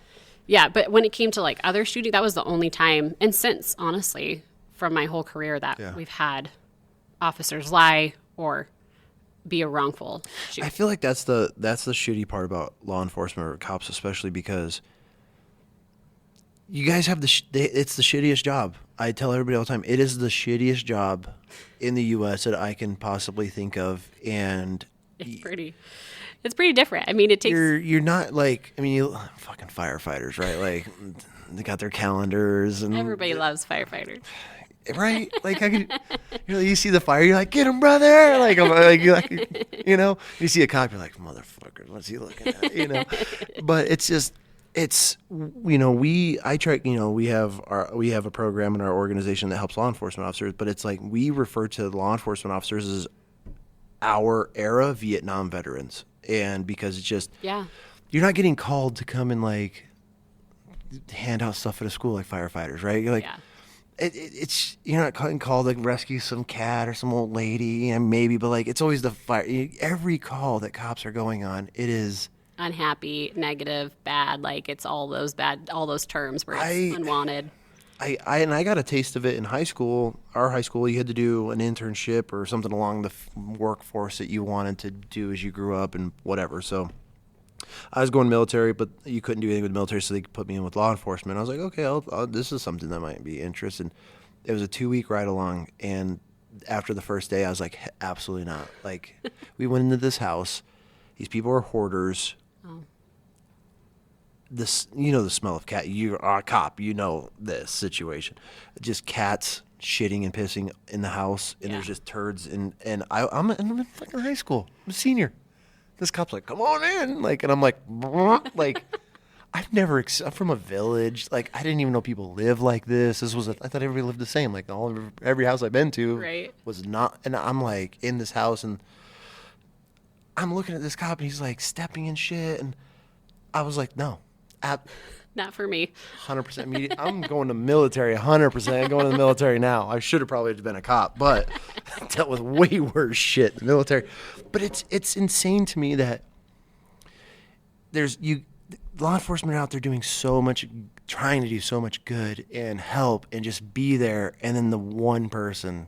Yeah. It's one of those situations, and it's one of those careers that like one person ruins it for everybody. And it is a limelight, and it is, and then it doesn't go away. Doesn't. And then now that's all the whole picture that you have of law enforcement. I was like, this isn't anything, Bray. I've had a lot of run-ins over my years with law enforcement officers, and the majority of them are awesome guys. You know, they're if you just show them the respect. Yeah. I fucked up. You got me. Yeah. Like this time. They're usually cool, and then you get that one. It's just like on the power. Like the cop pulled me over, and I got pistols and rifles falling out of my door, and he was just like, "Is your license plate gonna come out too?" You know, makes a joke about it. I'm like, "All right, cool," but then at the same time, like, I couldn't imagine. I understand why some cops are just complete assholes because they're just dealing with the shittiest shit every day. Yeah, every day. You don't know if you're gonna walk up to a window and the dude's just got a pistol in your face, or some sawed-off shotgun, or the guy in the back seat's gonna hit you when you walk by. I mean, it's just, I couldn't imagine. And I tell people all the time, I'm like, us as veterans or military, we signed that dotted line. We joined the military, at least us, during the time of war. Like, we get to go and then come back. And obviously you bring things back with you, mental-wise, physically-wise. But, like, we're out of that situation. Like, a cop, your whole career, every single day. And I never really understood the ins and outs of law enforcement, of the day to day. Like you see, and we grew up with Cops, the TV show has been around, and now they have like live PD and all that stuff. But like, Yeah. when we jumped into the law enforcement world and really started asking questions like, hey, how can we help you? Or what are some scenarios like what? Because I'm not a law enforcement officer, but we want to help. So we're trying to learn, right? Yeah. Until we find a cop that can fill that role for us. Like, it's just like having a cop try to help veterans. Right. It's two different worlds. We're serving, but it's two completely different worlds. Yeah. These cops would write us these, and this is what I love about law enforcement versus veterans, because we have to help and we always ask questions. Mm-hmm. So we'll ask vets like, hey, how can we make these adventures or these trips or these camaraderie, how can we make it better? And vets are like, great, things, camaraderie, fun time, And then cops were like, hey, how can we help? And you guys are so used to, so they'd write us these novels. Oh, nice. And which is, the more information, the better. Yeah. But we're reading these stories, and I'm sitting there with my wife, and we're reading these things, and it's like this cop's writing. It was like, I had got dispatched. I had to go to an accident. Like this whole family got killed. The guy's zipping up children in body bags, and then has to go right to his daughter's recital and put a smile on it. I mean, I get goosebumps. Yeah. I couldn't imagine as a father seeing a daughter or a girl the same age as my kids dealing with that, and then going home and kissing your I get it. I couldn't hide that. I couldn't bottle that up. I'd be a fucking asshole. Like trying to bury that and deal with that every single day. Like, well, and it takes a toll, right? And just not affecting your family, because you're bringing that home to your family. 100%. So maybe you're closed up, not talking or not present for them, but also physically. I mean, wears on you. Yeah. I mean, cops are known to have high cholesterol, or, and also known to have high divorce rates and, fertility issues and all kinds of stuff, because like I said earlier, the fight or flight response, we're always in fight. We are always in that cortisol level that it's maxed. You don't even have that anymore. And so, and what does that do to your body over time? Yeah, it messes up with your hormones. It messes up your regulating your emotions, and then that, trickles into your family. And so, and it can trickle into your stops and how you treat your coworkers. And so I definitely think that, yes, there is, maybe that there could be that one asshole cop, because I've been pulled over and I had an asshole cop that was just so rude and disrespectful, and who knows what he went through that earlier that day. But nobody thinks of that though. But I still don't agree. Yeah, and you have to kind of be a professional. Yeah, and you put yourself in like the community's shoes, because they can't read your mind and they don't know what your life is like. But also we need more understanding from the community when it comes to what we see every day and what we go through every day and how we keep our chin up and, push through. Because just recently there was a quadruple fatal car versus train. And being from here, I knew the family. And that's the hardest part of the job, is knowing the families. And as a coroner, I knew people that took their own life, and just like, that's the hardest part. Even if I was arresting somebody, or I had my coworker, say they were on a stop arresting somebody and I knew them, that's pretty challenging for me to deal with, because I know them personally and I know that they usually make good decisions, right? Or, now this family is going through this massive heartbreak. And we don't have resources as cops to handle that. Which blows my mind. It blows my mind that we're in 2024. Our law enforcement officers are treated like shit, looked at like shit. We're trying to defund, and which just blows my mind. Yeah. Well, this country's come up with some really dumb things in the last few years, but like defunding police, like that. Yeah. That's just a whole other like we're at this stage now. Like, who's the first person you're gonna call? All these people that are against it, like the first thing you're going to do, call, and you see them in these videos, call 911. Like, motherfucker, I know you were just out there protesting against these people, so that blows my mind. But and people don't take any of that in consideration. That this, especially in small communities and towns where you're arresting family members, friends. Yes. And then you probably get into the dark side of things, like human trafficking, sex crimes. Yeah. Which is a whole other level of evil. Yeah. And then now you're now you're seeing people for who they really are. Yeah. And I think that's probably where cops have, and I don't want to put my foot in my mouth with saying this, but not a chip, but like that presence where they just don't want to take any shit because they're dealing with that every day. I would say like a wall up. I would say guarded. Guarded for sure. That's a Yeah. perfect word. They just, you know, and we're living our little just life, traveling up and down the highway, going to and from practice or shop. And this I mean, who knows what he's already dealt with on his shift. And now here my dumbass comes along and he's like, fuck this guy. 130. Yeah, right. So, but it's crazy to me how law enforcement officers are, what they have to go through the day in and day out. And then I thought there was all these programs, and I thought there was hundreds of charities that are helping. And then we start getting into it, and these cops are like, I just need to get away. I would like to hang out. And that's the biggest request. And that's what we're going to start doing with our organization is, besides the training, the training that we do for active duty, we're now going to start providing retreats for law enforcement. And the biggest thing that came back, the number one response that we got, if we can provide something, was to be able to go on retreats like clinics or remote trips with law enforcement officers from around the country, because they want to be able to share their experiences, whether the cops were like, well, fuck, what? They're like, I don't, and all these cops are like, I don't know anything. And I'm sure there's organizations out there, but me being so just buried into the veteran community. So we're slowly trying to do this, but we have a couple of rafting trips this year, and we're going to bring out these cops and Awesome. Just see how it goes. It's kind of like a tester to see like, why aren't we doing this for law enforcement? And I'll be honest with you, no one gives a shit because it's so hard to raise money for cops. We got to raise money for vets all day. If you're some cat with a third eye and missing a fucking leg, I mean, you can raise so much money all day for kids, pets. Vets is a grind, but law enforcement, people don't care. Yeah. They don't care. And we sit there and we're like, fuck, like, what do we do? Like, how do we help when nobody, like, you either are a family member of law enforcement, you're a retired law enforcement, those are who are donating to help cops. And we hardly get anybody. It's like, hey, I just want to help a law enforcement officer. Granted, it's not our biggest program and it's not what our bread and butter is, but I mean, it's out there. Well, I can't thank you for like grabbing it by the balls and doing something about it, because you have to at this point in life that like, so, you know, I think there's not really resources available because, like you said, funding, but it's a political game for the chain of command, right? And that's their priority, not taking care of the boots on the ground and keeping longevity and, preserving their sanity. Yeah. And so, unfortunately, like as a cop, you kind of have this unsaid expectation to like suck it up, buttercup type of thing where, you know, doesn't work.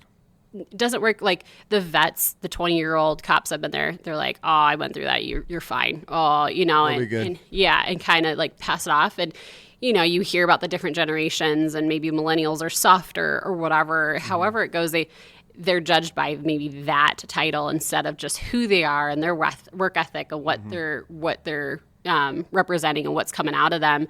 And so you have kind of like the old school mentality and the new school mentality, and it doesn't jive. And then you kind of get a mixture of women in there too, and which throws a whole other dynamic to everything. Whole other dynamic. And so, you know, when I was in investigations, I focused on child sex crimes. My counterparts. Okay. Yes. All right. I don't know how. I don't even know how to get into this because it's just so disgusting to me. I won't go into great detail. I promise you. It is what it is. It's reality, though. And I think that's where a lot of people were missing the boat, is because people aren't seeing the true evil of what's going on with children. Well, yeah. I mean, in a way, we keep the community naive to what's going on, but at times I believe we should expose it because... Well, even that, what was that big movie that came out like last year during COVID? I know what Hearts of Freedom. Do you know that, Chris? The movie Sound of Freedom. Sound of Freedom. Yep. Like even watching that, and I watched it with our family, and because I have buddies that are out they're traveling the world trying to catch these guys, right? And so I talk to my kids, and my wife does an incredible job of like, evil just doesn't come from somebody you don't know. Like, I mean, most Most time, situations most happen. situation for somebody you know, Yeah. family, friends, family, things like that. So we've taught our kids that, very on. I trust nobody with my kids. Like, my kids are, but we've taught them good touch, bad touch from a very early age, and a lot of parents don't do that kind of stuff. But when that movie came out, I'm like, hey, we're watching this because I want you to see that I'm not sheltering my kids. I've traveled this world. I've looked fucking evil in its eyes, and I'm not going to expose my kids to that level, but, like, they need to know what's going on. You don't want them naive. And we watched that movie, and then, like, I walked out of there, and I was like, I feel like that wasn't enough. Like, they captured some parts of that, but I feel like It's just the tip of the iceberg. that's exactly it. Nobody goes into Yeah. what these kids and how they're manipulated and groomed and. But I don't think I could tell you that, even though I've sat and talked to children. I mean, I remember vividly a case of a 16-year-old girl that came to me, and her own father was molesting her for the last 7 years. She knew no different. She thought that was normal. So it's almost like is it a Munchild syndrome kind of deal? Or no, what is it when they you get captured and then they. Well, and it was her own father, right? Well, I'm and saying, so, but like, what is it when they accept, like, when you, like, someone gets kidnapped and then they end up, like, being becoming. not Munchild. That's when you keep your kids sick. What the hell is there's a term for it when you, like, start to, like, accept your capture? Yeah, like, and you become anyways. like the child, or and you. Mm-hmm. Yeah, I know what you're talking about. So and they just don't know any different because that's all their whole life, and that's all they know. Yeah, that's all she knew, and Stockholm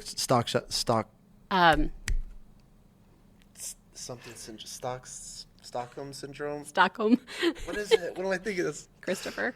I'm looking. We're not on the Joe Rogan level yet, where we Yeah. got, like, we're new, Seriously, okay? We're new. We should. Yet. That's gonna be Chris's role here in a little bit.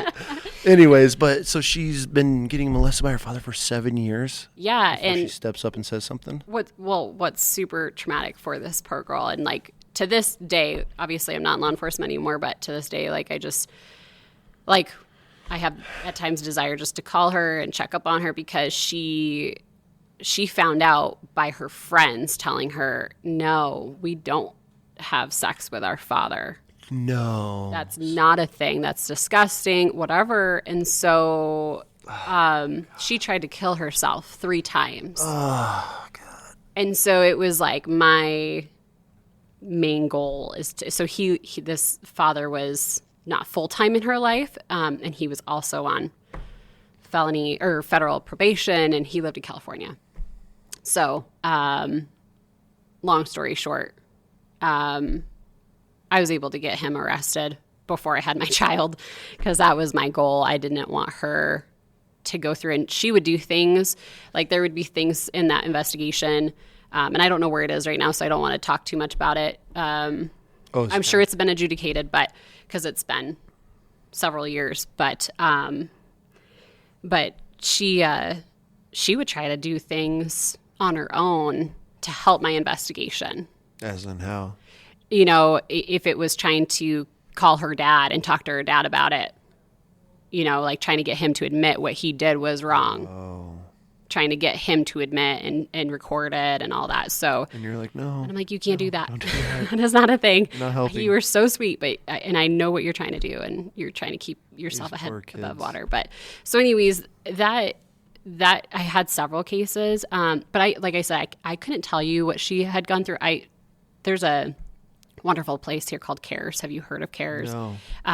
Faces of Hope. They are trained doctors and analysts that really are the only ones trained to talk to children, because what you have to be super careful with is re-traumatizing children when you talk about what has happened, right?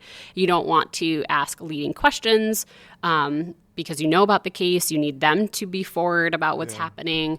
Because you can't persuade them to. Yeah, there's no persuasion, there's no guiding, there's none of that. And so you give them CARES or Faces of Hope, this location, which is very neutral. It has some toys. They just color and just like casually they're amazing. They're remarkable professionals. And so me as a detective would be sitting behind glass, listening and taking notes. And So they just look like a mom or dad sitting there talking to Yeah. them and just having and they just slowly get these kids to open up. yeah, exactly. you're just- They make them comfortable. They also do sane or safe analysts or analyzing or test, I should say. So it's a sexual assault nurse who are also there that does test for them if they were just raped or what has happened. They can perform all of that there, which is really nice to have that resource here.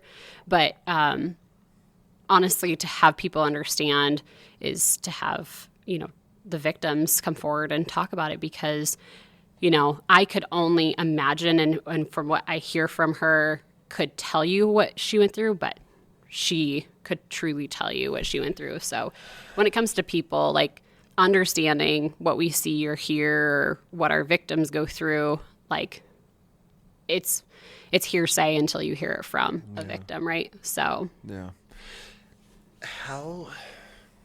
Why aren't our schools teaching more in depth about this stuff? Like, how old was this girl when she found out?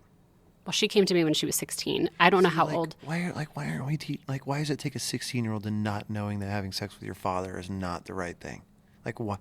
Yeah. How have we failed that much as a I mean, there's pure evil out there. We're gonna deal. It's never gonna go away. Yeah. But like, how do we do a better job educating these children on good touch, bad touch? I mean, Yeah. Well, how do we talk about what people don't want to talk about, which is what you're providing, right? That's why this is phenomenal, is you're exposing these unwanted or maybe not popular conversations because they have to be out there. We shouldn't be 100%. pushing it under the rug. And so I think the school systems probably do that. I think at times they don't want to educate the unwanted conversation or the conflicting or controversial or however you look at it, right? So people just don't want to. Because I think about during COVID when they were shutting everything down and how many kids couldn't escape. Because so many kids depend on school, Yeah. that lunch at school or breakfast, that's all they're eating that day.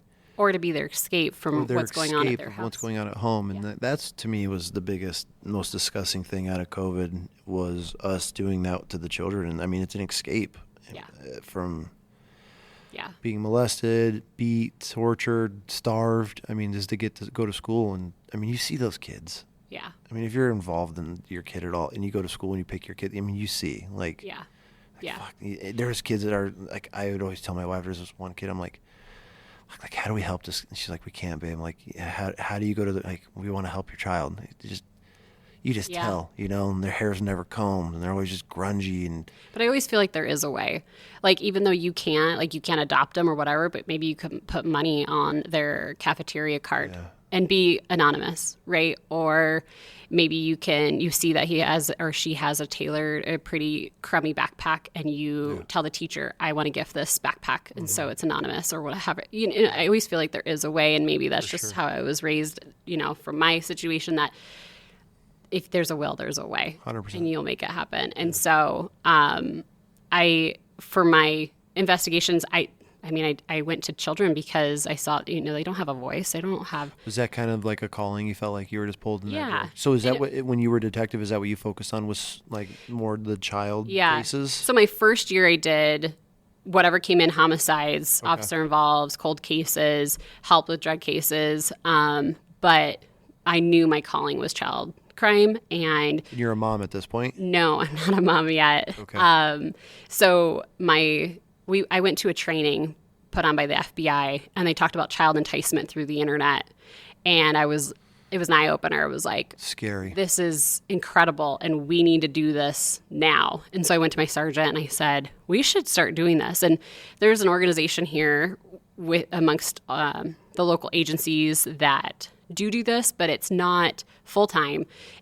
They're so inundated with child porn cases, like thousands in the hopper, that they just can't keep up. And so learning from the FBI that they do this on individual cases full time. And so I was able to convince my sergeant to allow me to bring that here and do that here. And so I was trained by the FBI Child Enticement Task Force team. They flew here and trained me specifically to do undercover chatting. And so I had a persona as a 13-year-old girl or a 13-year-old boy, and I had several social media platforms, and people are like, oh, you're trying to manipulate it, or you're coaxing people, and it's not even that case. I would literally open an account and I wouldn't do anything, and I would have hundreds and hundreds of men reaching out to me, wanting to meet. And I would have Is it that blatant that they just, hey, some are. Some want to, I mean, they have to meet the elements of the crime. It's a felony. I worked very closely with the state and federal prosecutors, and I had some guys like, hey, you want to go hook up? And they just know you're 13. I had, an undercover picture that looked like a 13-year-old. And they knew, and then I would immediately say, I'm 13 years old. I don't know what that is. They would ask me, would you perform these, sexual positions? Will you send me pictures? They would send me pictures or videos. Sometimes they would send me child porn. And so you have to watch that. Yeah. As the investigator, like you have to go through and see I don't even want to get into that shit, but. Well, I do. I have a lot of people ask me, like, how and why would I do this, right? And someone has to. Well, someone has to. My male counterparts, like yourself, is like, they're infuriated, right? They can't even, they just see red. And for me, I am pregnant at this point. And actually, I did just have my son after being able to start this. I just had my son. And I knew for me that my son's going into this technology. I can't beat it. Like, I grew up with it slowly, but now this is what he will know and see and have peer pressure doing, playing on gaming devices and all this stuff. So if I can try to contribute just a little bit, especially locally, then I'm doing my job. As a dad or a parent, let's just say a parent in general, how scary is it having your kids on the internet, or access to it? The most terrifying, gut-wrenching feeling you could ever have. And this is coming from somebody that lives in that world. Yeah. How do you protect your children? Just 100% off the social? Yeah. And so I have this battle right now because I have about to be 16, and we homeschool, we monitor everything. I have great kids. Everybody says they have great kids, but I'll catch my kids in situations and I try to catch them in a lie, and I'll set them up to fail, and they've never failed. Wow. Because we've always, hey, just be honest. So the repercussions are going to suck if you tell me the truth, but they're going to be way worse if I catch you in a lie. Exactly. And we'll deal with it accordingly. And there's times where my kids will screw up and I catch them and I ask them straight, and they're like, this is what happened. Cool. You know what? Thank you for being honest. And then they know that trust, right? But I don't even know where I was going with that. It's such a scary world because they have friends. I want her to be able to have relationships and talk to people, but at the same time, she's going to be 18. She'll move out of the house eventually, right? And so how do you continue to protect her? Do you shelter 100% and then you send that pure child out into the world and throw them to the lion's den? Or, what are our options? Well, especially in a world full of technology, and you have AI, which is created by the devil itself. Yeah. Now that they can take a picture of your child and AI it onto an AI OnlyFans, all kinds of stuff. Yeah. That's that. Yeah. Honestly, where do we go? Where do we, as a parent, and parents listening, because I get a lot of dads that reach out and they're always asking advice, especially a girl dad, and what advice would take them off of it? My kids aren't sneaky, but I have buddies that their kids. I didn't even know you can go into an app and change the image of the app. Yeah. So they're hiding apps, and it just looks like a calculator now. Right. It's called a chamber. Yeah. So you're in it. You're like, motherfuckers ain't getting shit on me. That my is son. Yeah. Poor son. Yeah, God help that kid. Son, yeah. Yeah, mom and dad are gonna have him on lockdown. Yeah. But where is there even a happy medium, or is it an absolute no? If you don't want me asking this, how are you going to raise your son with this technology, knowing what you know and seeing because we don't see what you're seeing, which is on a whole different level of just horrible things. So honestly, how we're raising our son, like I said, you can't beat the technology. And also, you think about what they're using in college, and some people have remarkable Elon Musk, right? Amazing careers that are based on technology. And so it doesn't have to be viewed as the devil, but there needs to be boundaries. And so I think of like gaming platforms, Nintendo, Xbox, all those, whatever system that has messengers that other people can talk to, they can talk to their buddies, then bad guys can talk to them too, right? And so monitoring that, or parental restrictions, and educating them, this doesn't need to be a secret. Your kids need to know the dark side. That's the biggest problem, is that parents want to shelter their kids, in which we're the opposite. And I guess we'll know in 20 years when my kids come to me and they're like, "Dad, you fucked us up," or "Mom, you guys," doubt it. Highly doubt it.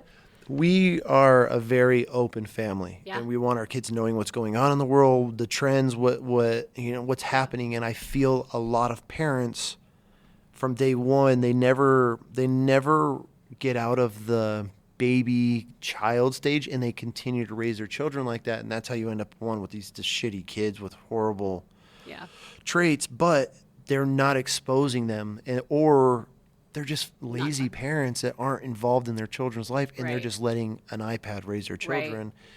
And I don't know the saying, I heard it not too long ago, but when you give your kids electronics, you're not opening them up to the world, you're opening the world to them. Yep. And then when you hear that, you're like, holy shit, it's true, because I mean, the vulnerability, a whole different level. And these guys are they're so good now. I feel like they can get into anything and have an avenue to your child. And you hear about these kids that are these girls, and they're grew up in a Christian home and straight A students, valedictorian, and then they get caught, they get pulled into it. And now it's, I mean, these kids are, I just heard this story my wife was telling me about, one of her little crime shows. This kid killed himself because he got catfished by, now they're getting these teenage boys to send pictures, and they think they're talking to some beautiful girl, and then now they're blackmailing these kids and bullying.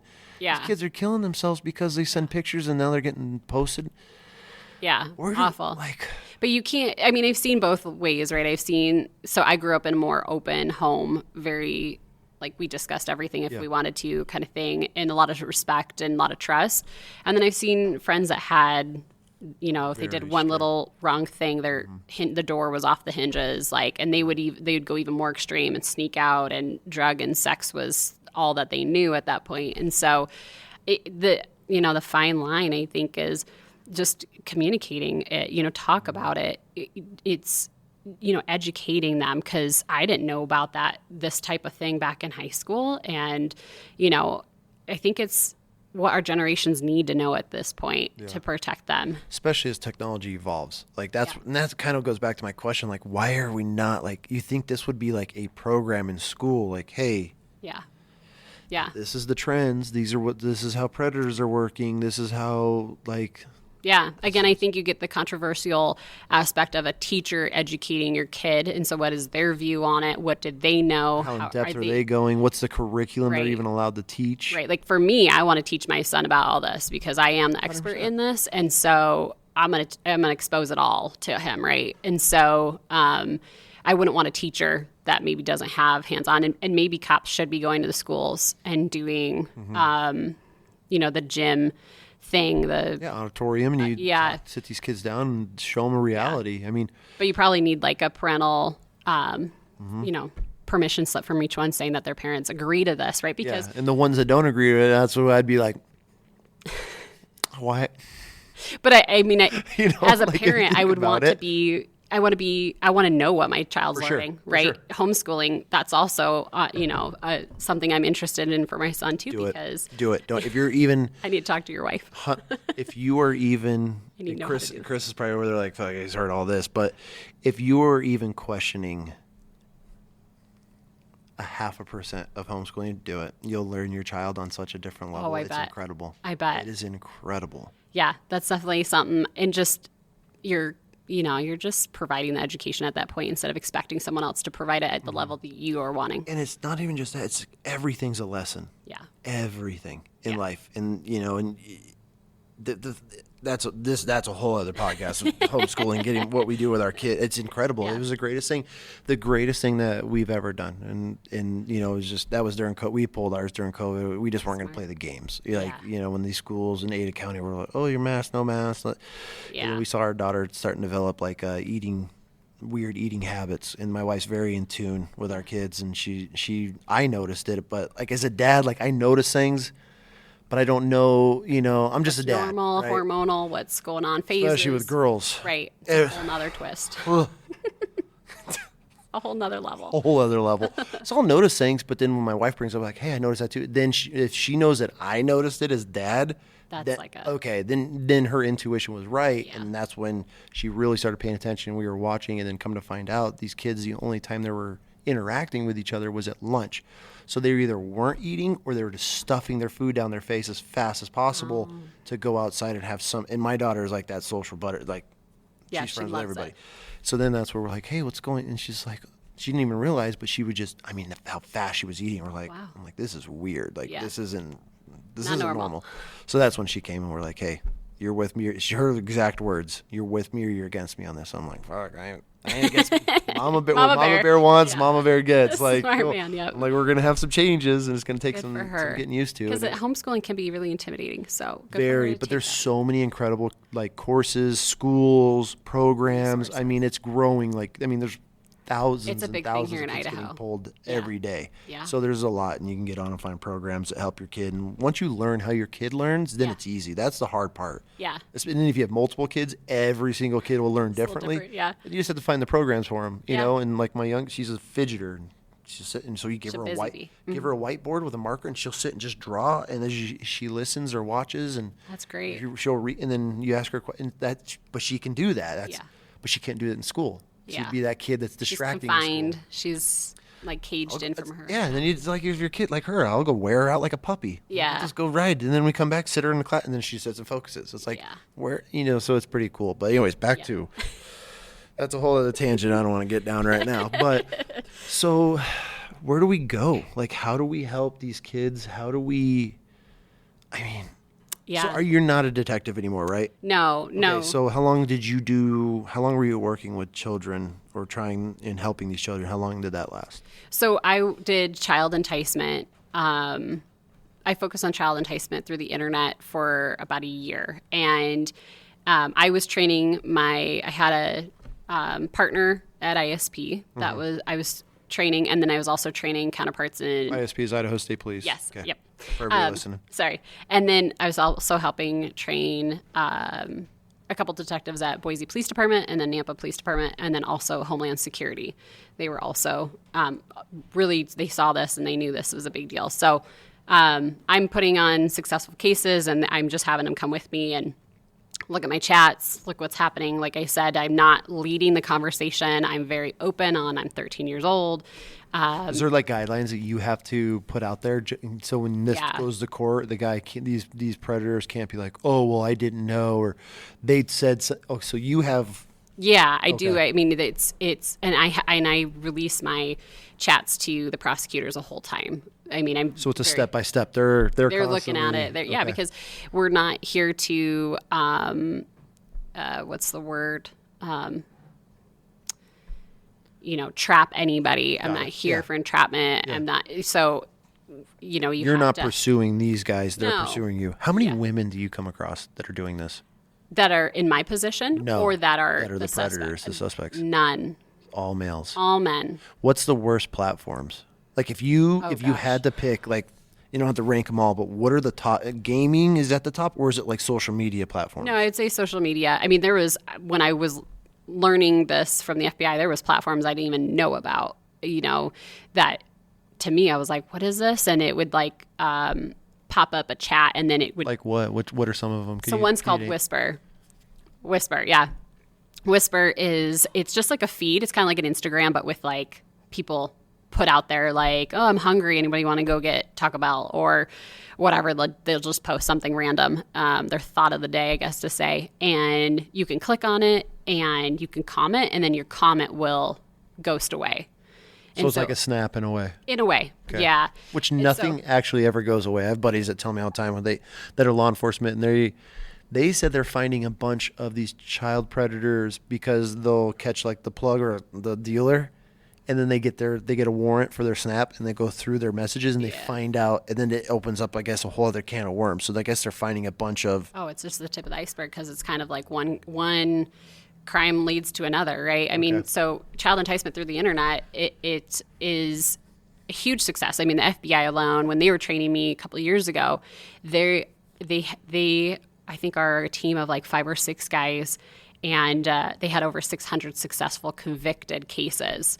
And that's a huge number. And so when I heard that, I was like, I feel like, but it's not in the reality of it's how not of many what are we actually. need. Yeah. And they're based in Utah. So that's just out of Utah? Yeah. Oh, okay. Yeah, Okay. not here in Idaho. I was thinking like nationwide. But, No, okay. just in Utah. But when I chatted, I mean, I had guys from Idaho Falls wanting to come over to Meridian because they knew I was either in Meridian or wherever. You know, I had one in Canada. I had one in Oregon, one over in Vegas.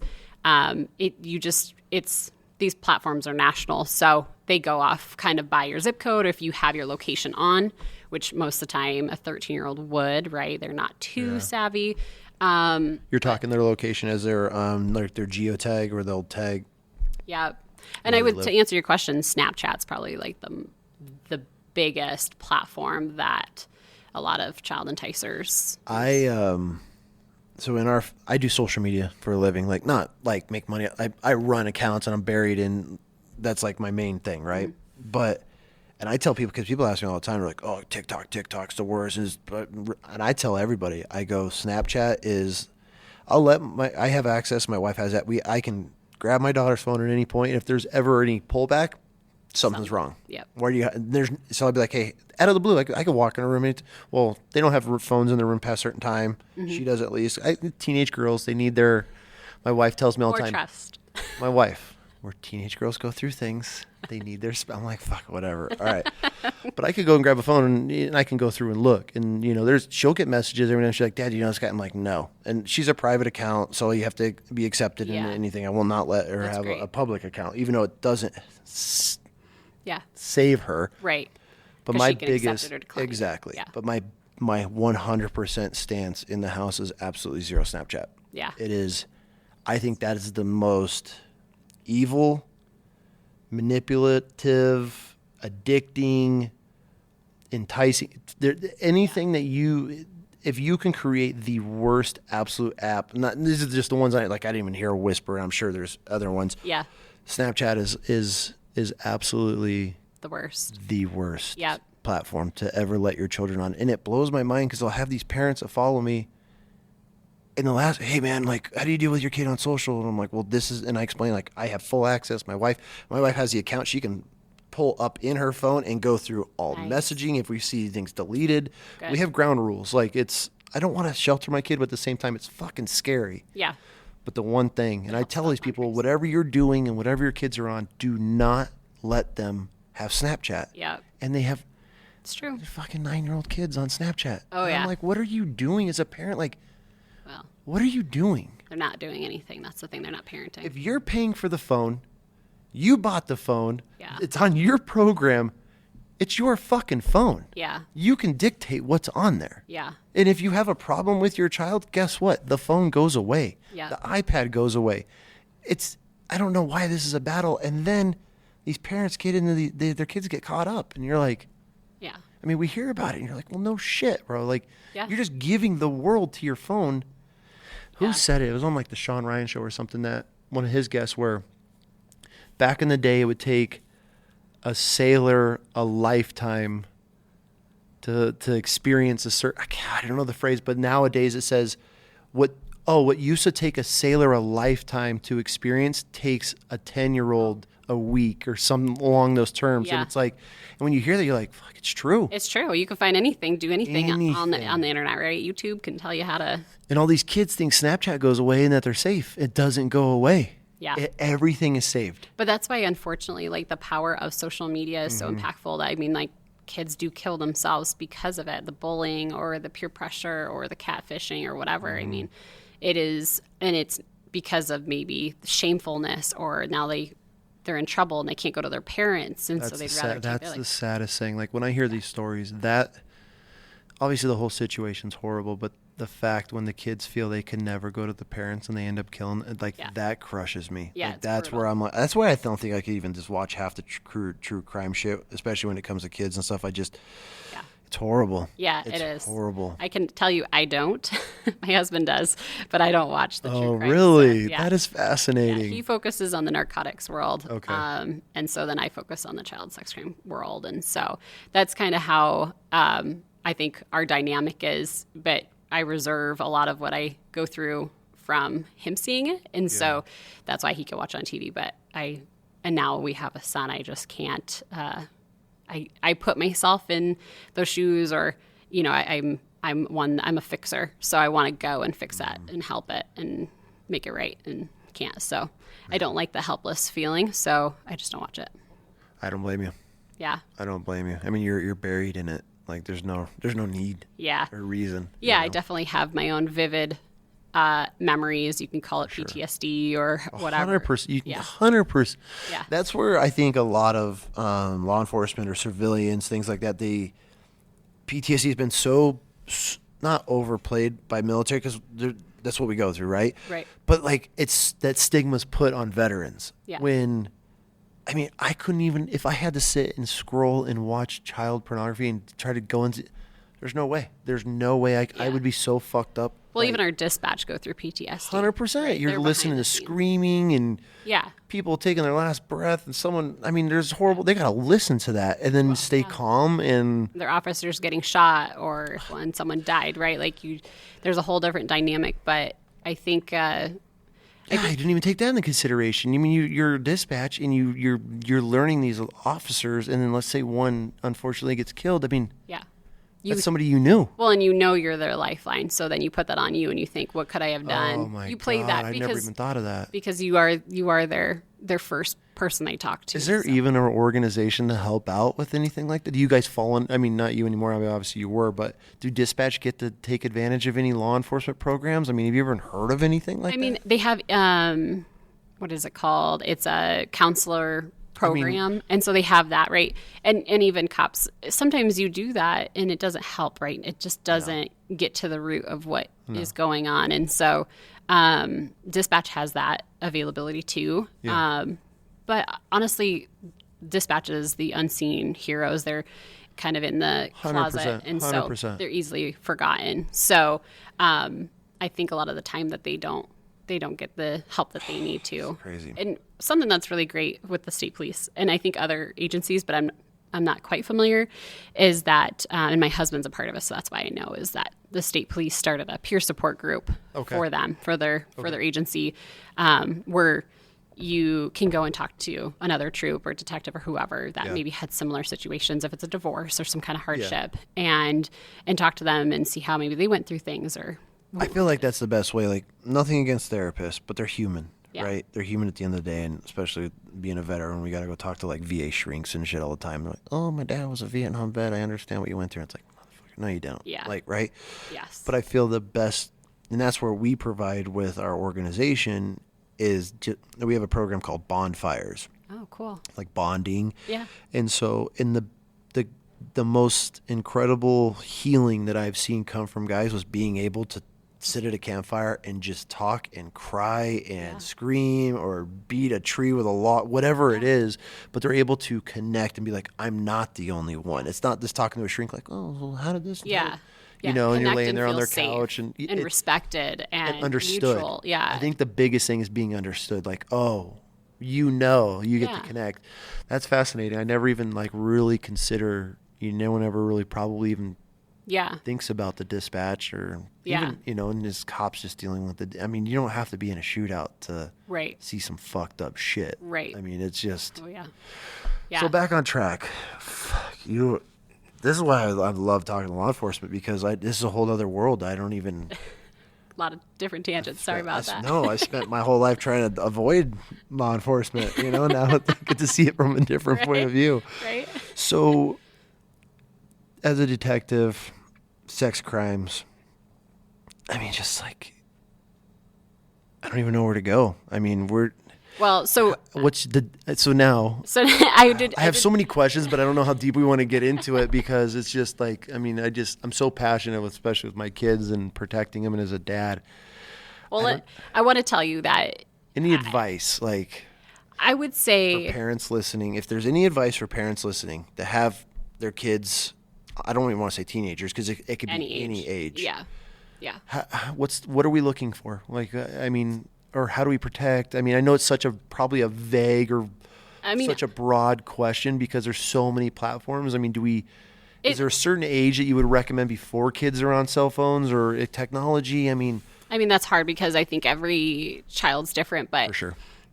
Honestly, I would say, know your children. Like, I know that's super cliche and ridiculous, but like, spend time with your children. Like, you not in your phone or on a device. You spend time with your children. Know your children. Quality time. Yeah, know them. And if you see odd behavior, say like my son and he's 3, but like he is my best friend and he knows every button to push, even though he's just learning to talk now. I know him so well and he knows me so well. And so if something's off, like if he gives me a weird look, I'm like, something's wrong, right? And so just know if your child is in their room longer than normal, or doesn't come out, or doesn't join you for dinner, or if he normally comes and sees you when you come in the door from work or whatever, like know the behaviors and address them right away and communicate. Be upfront about stuff. You don't have to sugarcoat it, but you just be open and have real conversations and real life talk because, in the last 10 years, our world has changed drastically and who knows what it's going to be in another 10 years, right? Like, and what the internet's going to be in 10 years, right? Like I said, you can't beat it. Who knows if, technology is what is a minimum requirement for colleges and for life in general at that point. Who knows? So I think just knowing your child and being open and candid with what's happening in life. And when they're at a certain age, like probably teenage years, start talking about the world problems, like what's going on, right? Like, don't shelter them because they will get out there and they will find out, and who knows how they'll go about it at that point. So you get to help navigate that journey and be a part of it. So that's the safest, but the realistic way to go about it, because everybody parents different. Those that parent, right? That parent. We know that's that. The key word of that. Those that actually parent. Yeah. So now you've moved on, right? As a detective. And are you still continuing to help children, or what have you? Because I know you work with an organization. Yeah. So, my husband and I, being high school sweethearts, we knew we wanted to get into our career first and feel established, and then start a family. So we started a little later in life just to make sure we were comfortable and good. And so during the time of my pregnancy, we had a plan that. So my father died before we had our son a month prior. And so both my parents are gone. And so we had a family member that was willing to watch our son while we were at work. And that was huge, right? So a week before. Oh, because you guys are both law enforcement. Are you on the same shifts? Or so we work similar shifts, but off. Child enticers, they sometimes text and want to meet up at midnight or 4 in the morning. Can we backtrack for a second? Okay. Sorry. I'm sorry. Then I've had you for a while now, but okay. So as a child enticer, are you setting up meeting points with these guys? Like how are you catching them? Sorry, we breezed through this because my mind is a million. I've never talked to anybody that's done this in depth. You're enticing not when I say enticing, like you're just having the conversation because you're not obviously leading and trying to pull them into a conversation. You're just providing them what they ask and.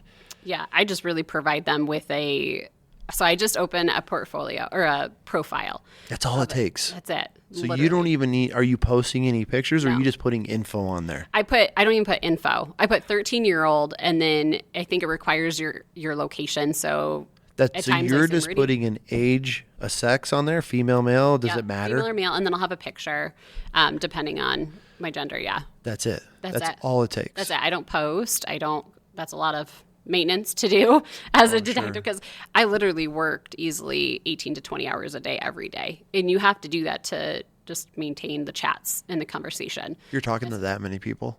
Oh yeah. Hundreds of people. I'm not day. even a week, hundreds of people on several different Platforms. I had 2 undercover cell phones going at the same time. And that's just for here? Yeah. These people are all local. No, I had people from all you around. said Canada and Vegas, but Oregon, are the majority of Ontario. them here or? A lot of them in Idaho, yeah. Yeah. And so once they reach out and you start the dialogue. Yeah, immediately, like, first thing is I'm 13 years old, and they're like, what are you doing on here? Or however they want to go about it. Sometimes it takes them a long time to get into a conversation. My part of the conversation is responding. Okay. I don't care about asking them questions. I could care less about. Do you usually know immediately? Is it pretty obvious, or just some of them they fish? Sometimes, yeah. Sometimes they're like, you're 13. What's a 13-year-old doing on here? And then they'd go into like, have you had sex before? Do you have a boyfriend? Do they tell you how old they are, or is it usually? Sometimes they lie, and then I find out when I arrest them. So I giggle because it's like catfishing. They try to catfish. Yeah, but they're getting catfish. So catfishing the catfish. Right. It's like the Matrix. But it's also, sometimes I know who they are before I meet them. So I know that because we do have resources. Have you ever come across anybody that you knew? No. That would be Thankfully. wild, right? Yeah, that would not be fun. So once you have enough evidence, could you imagine like showing up at the party and you're staring at this dude, you and your husband are probably like, motherfucker. Like, we would be gone. 100%. We would be gone. 100%. We'd be like, see ya, we're not ever coming back here. 100%. Where was I going to ask you something.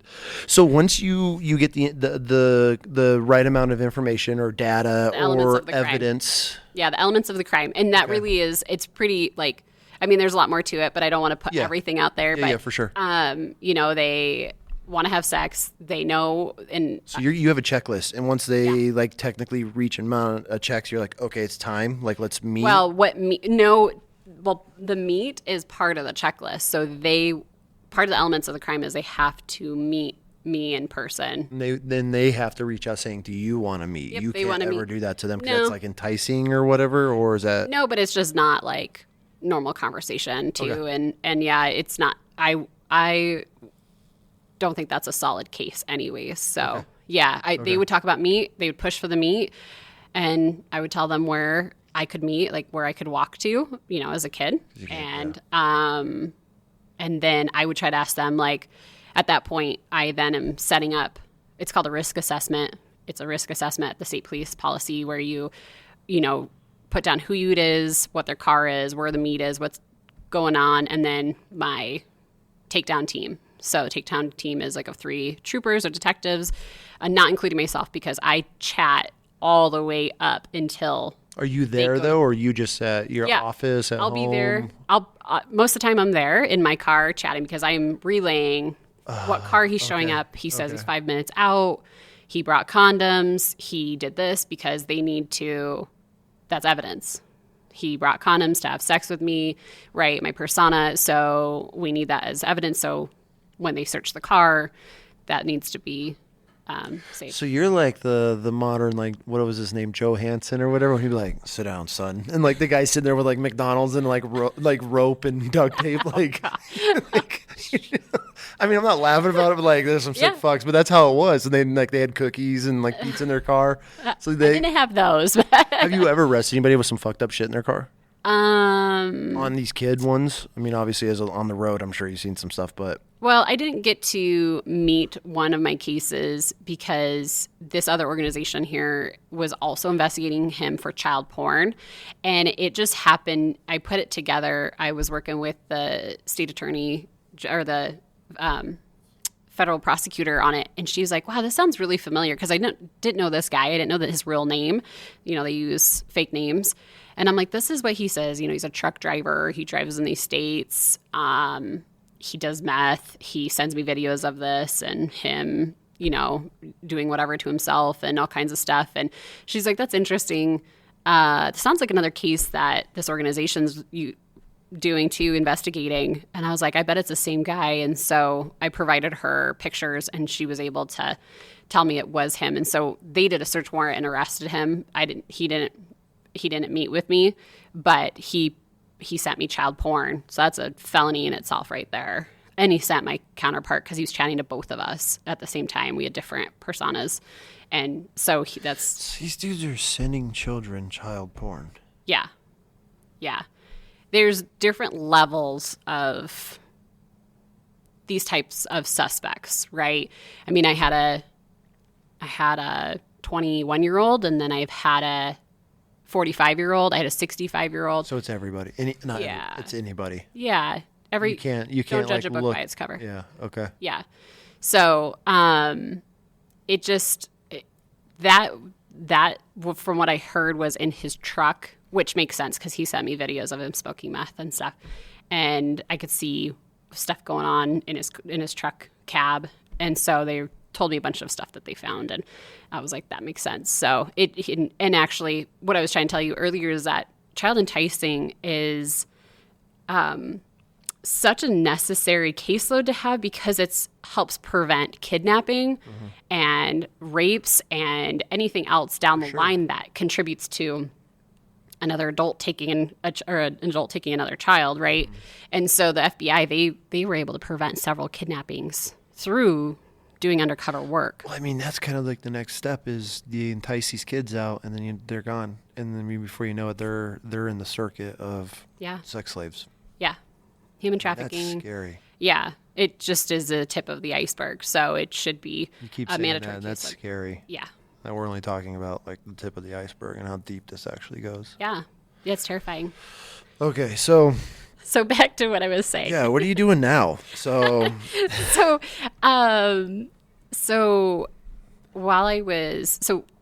during investigations, my family member told my husband and I a week before I had our child that they did not want to watch our son.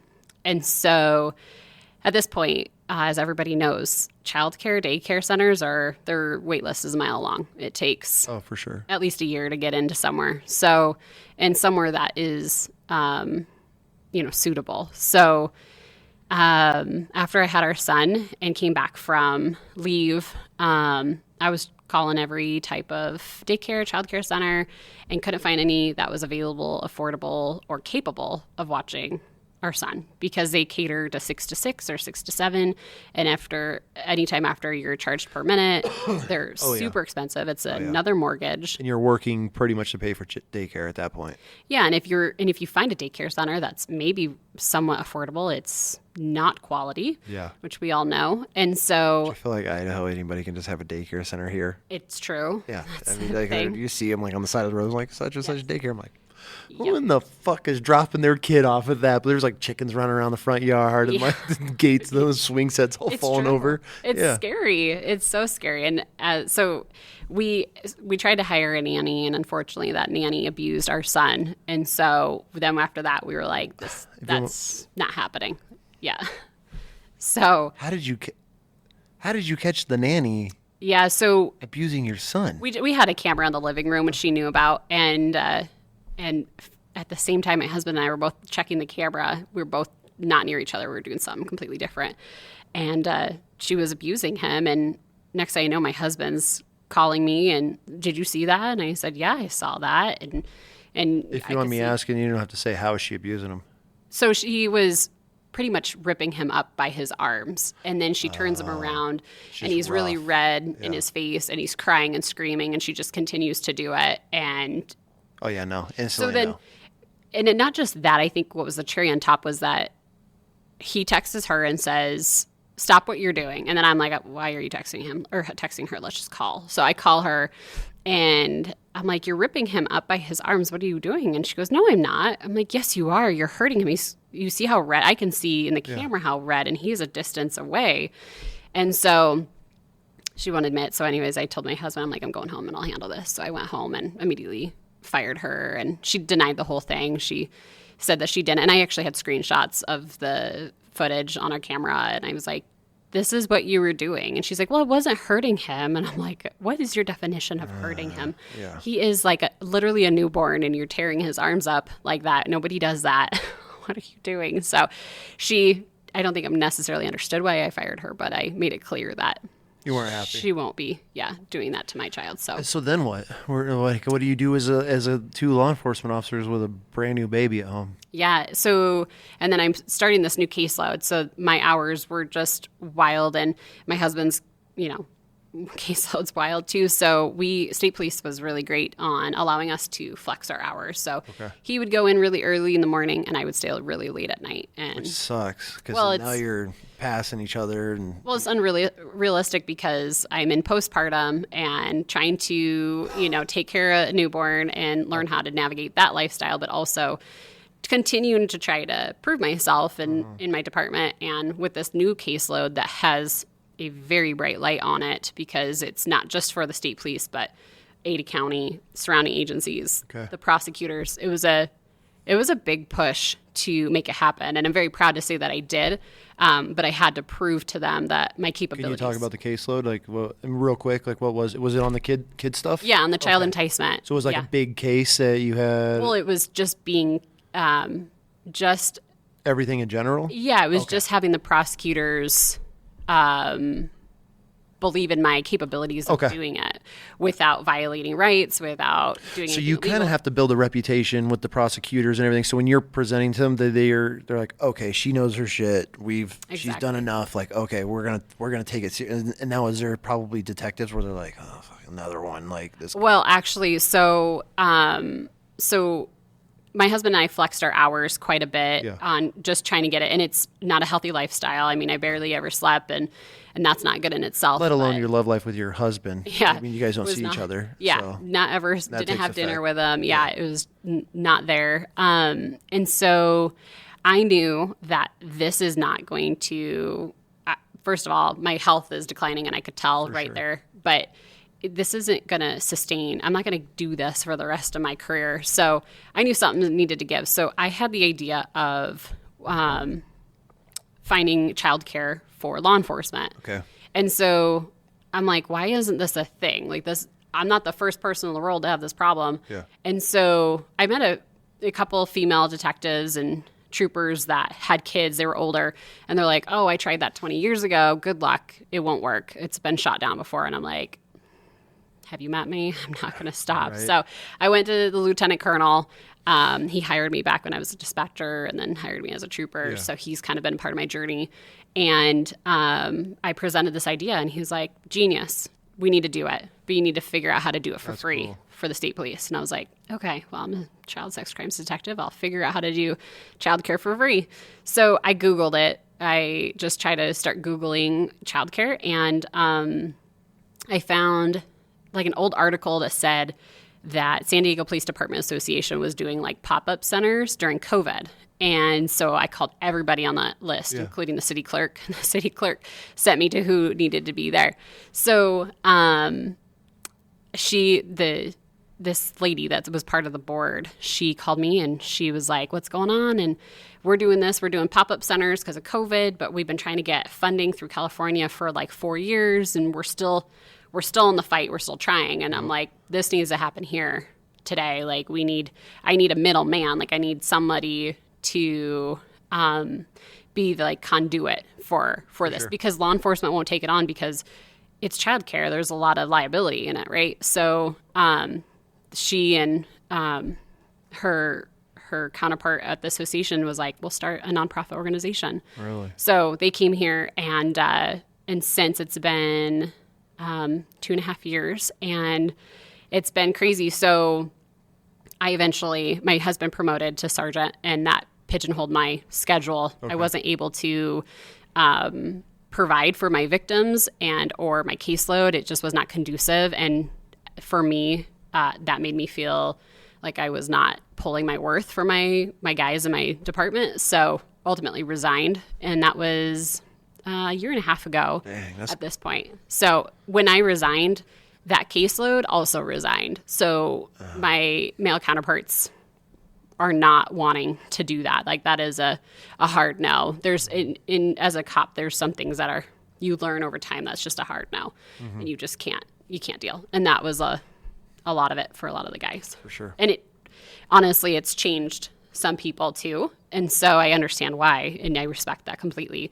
But yeah, when I left, that caseload has demolished quite a bit. So throughout the last 2.5 years, I've been a part of this nonprofit, and we are about to break ground here in Meridian, opening a childcare center for law enforcement officers for the Treasure Valley. Good for you. Yeah, it's going to be a pretty amazing center. It's going to be open 7 days a week from 5 a.m. to 10 p.m. at night. And I am the Idaho director for it. So the agencies can call me if there's an officer involved shooting and say their kids are at the center and they need to be there longer.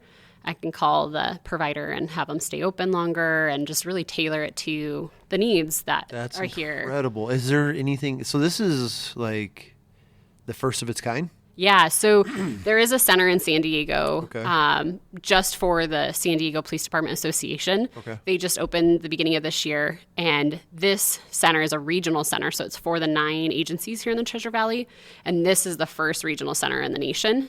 St. Louis, Missouri incredible. is trying to open one right now too. We're helping them do that. So your guys are taking the lead on this. So I mean, Yeah. obviously, hopefully, the plan is this to go nationwide.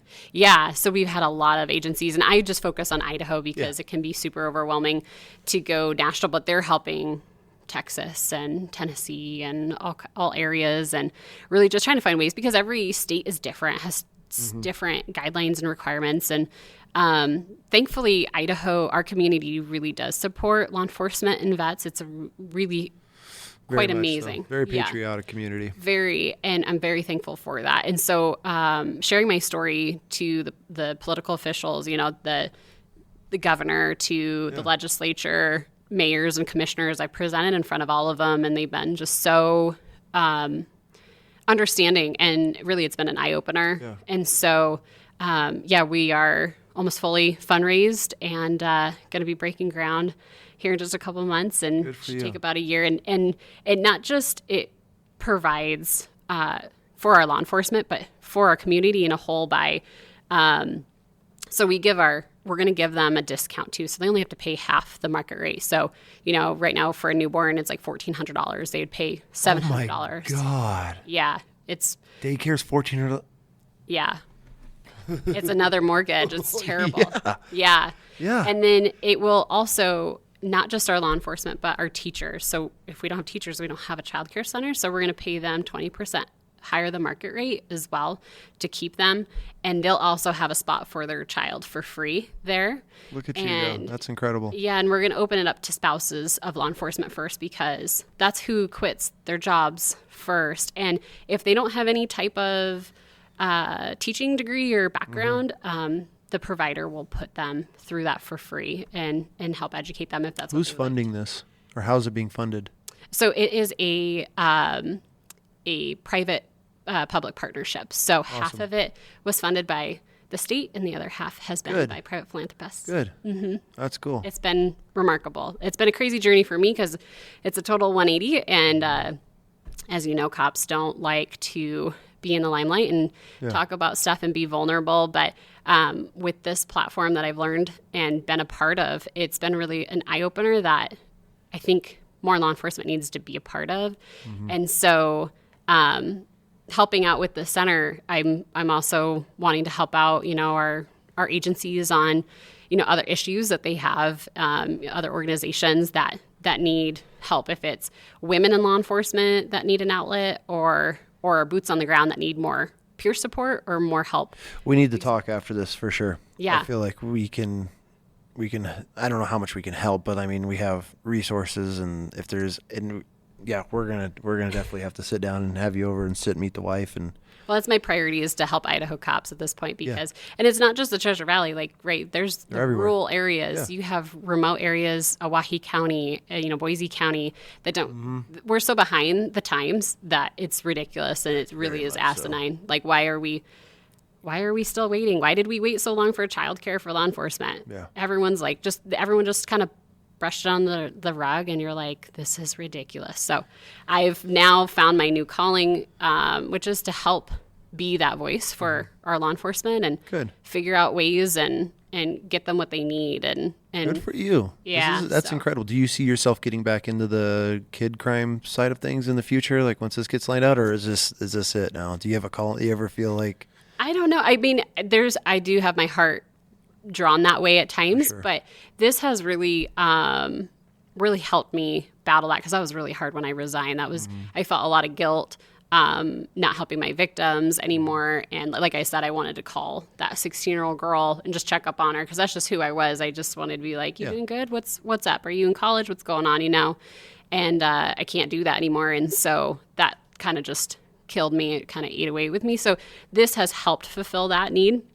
And just, I think at this point, because I've had a lot of officers in the Valley call me, but not even the Valley, Magic Valley, like everywhere.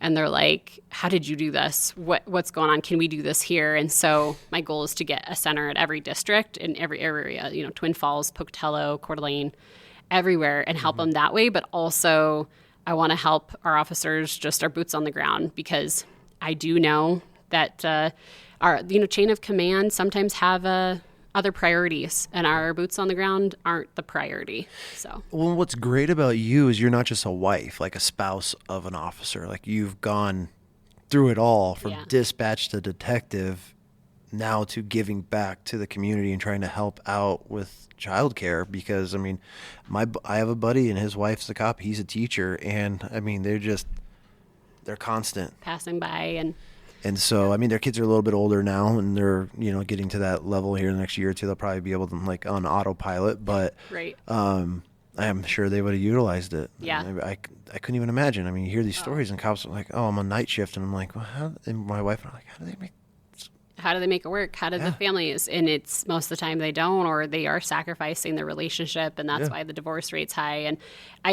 I hate hearing, like, it's either family or work. It's like, why is that a thing? And why does law enforcement have to be that only career that has to choose that? Well, they're already sacrificing their life, right? So for me, it infuriates me that there's things like that in the world that, like, allows that. And granted, like I said, and maybe my personality is part of why that individual, that chain of command and patrol that didn't like me, because I don't take no for an answer. Yeah. It's not like I don't take no. I take it, accept it, and pivot and find a different solution. Yep. And so, like I said, if there's a will, there's a way, and you can make it happen. And I just think that's the obvious. I feel like it's a no-brainer. You don't need a brain to think like that. So I'm just here to start trying to make change. And Idaho, like I said, my brother-in-law is New York State Trooper. So we compare, and the differences. Night and day, I'm sure. Drastic, and ridiculous. And I'm like, why do we have to wait another 20 years for retired cops to have medical care? And like, why is this a thing? Like, and have support. And so, yeah, that's now, I feel like it's my new calling, just because of my personality and who I am. And, I've had political officials tell me, what you did, you resigned, that's good. You did what's right for your family. You should stay at home and raise your family. And so I've had people across the table tell me that. I'm like, well, you were the reason why I'm going to drive harder, and you're my fire. So thank you. Yep. So good. Yeah. Run with that. Yep.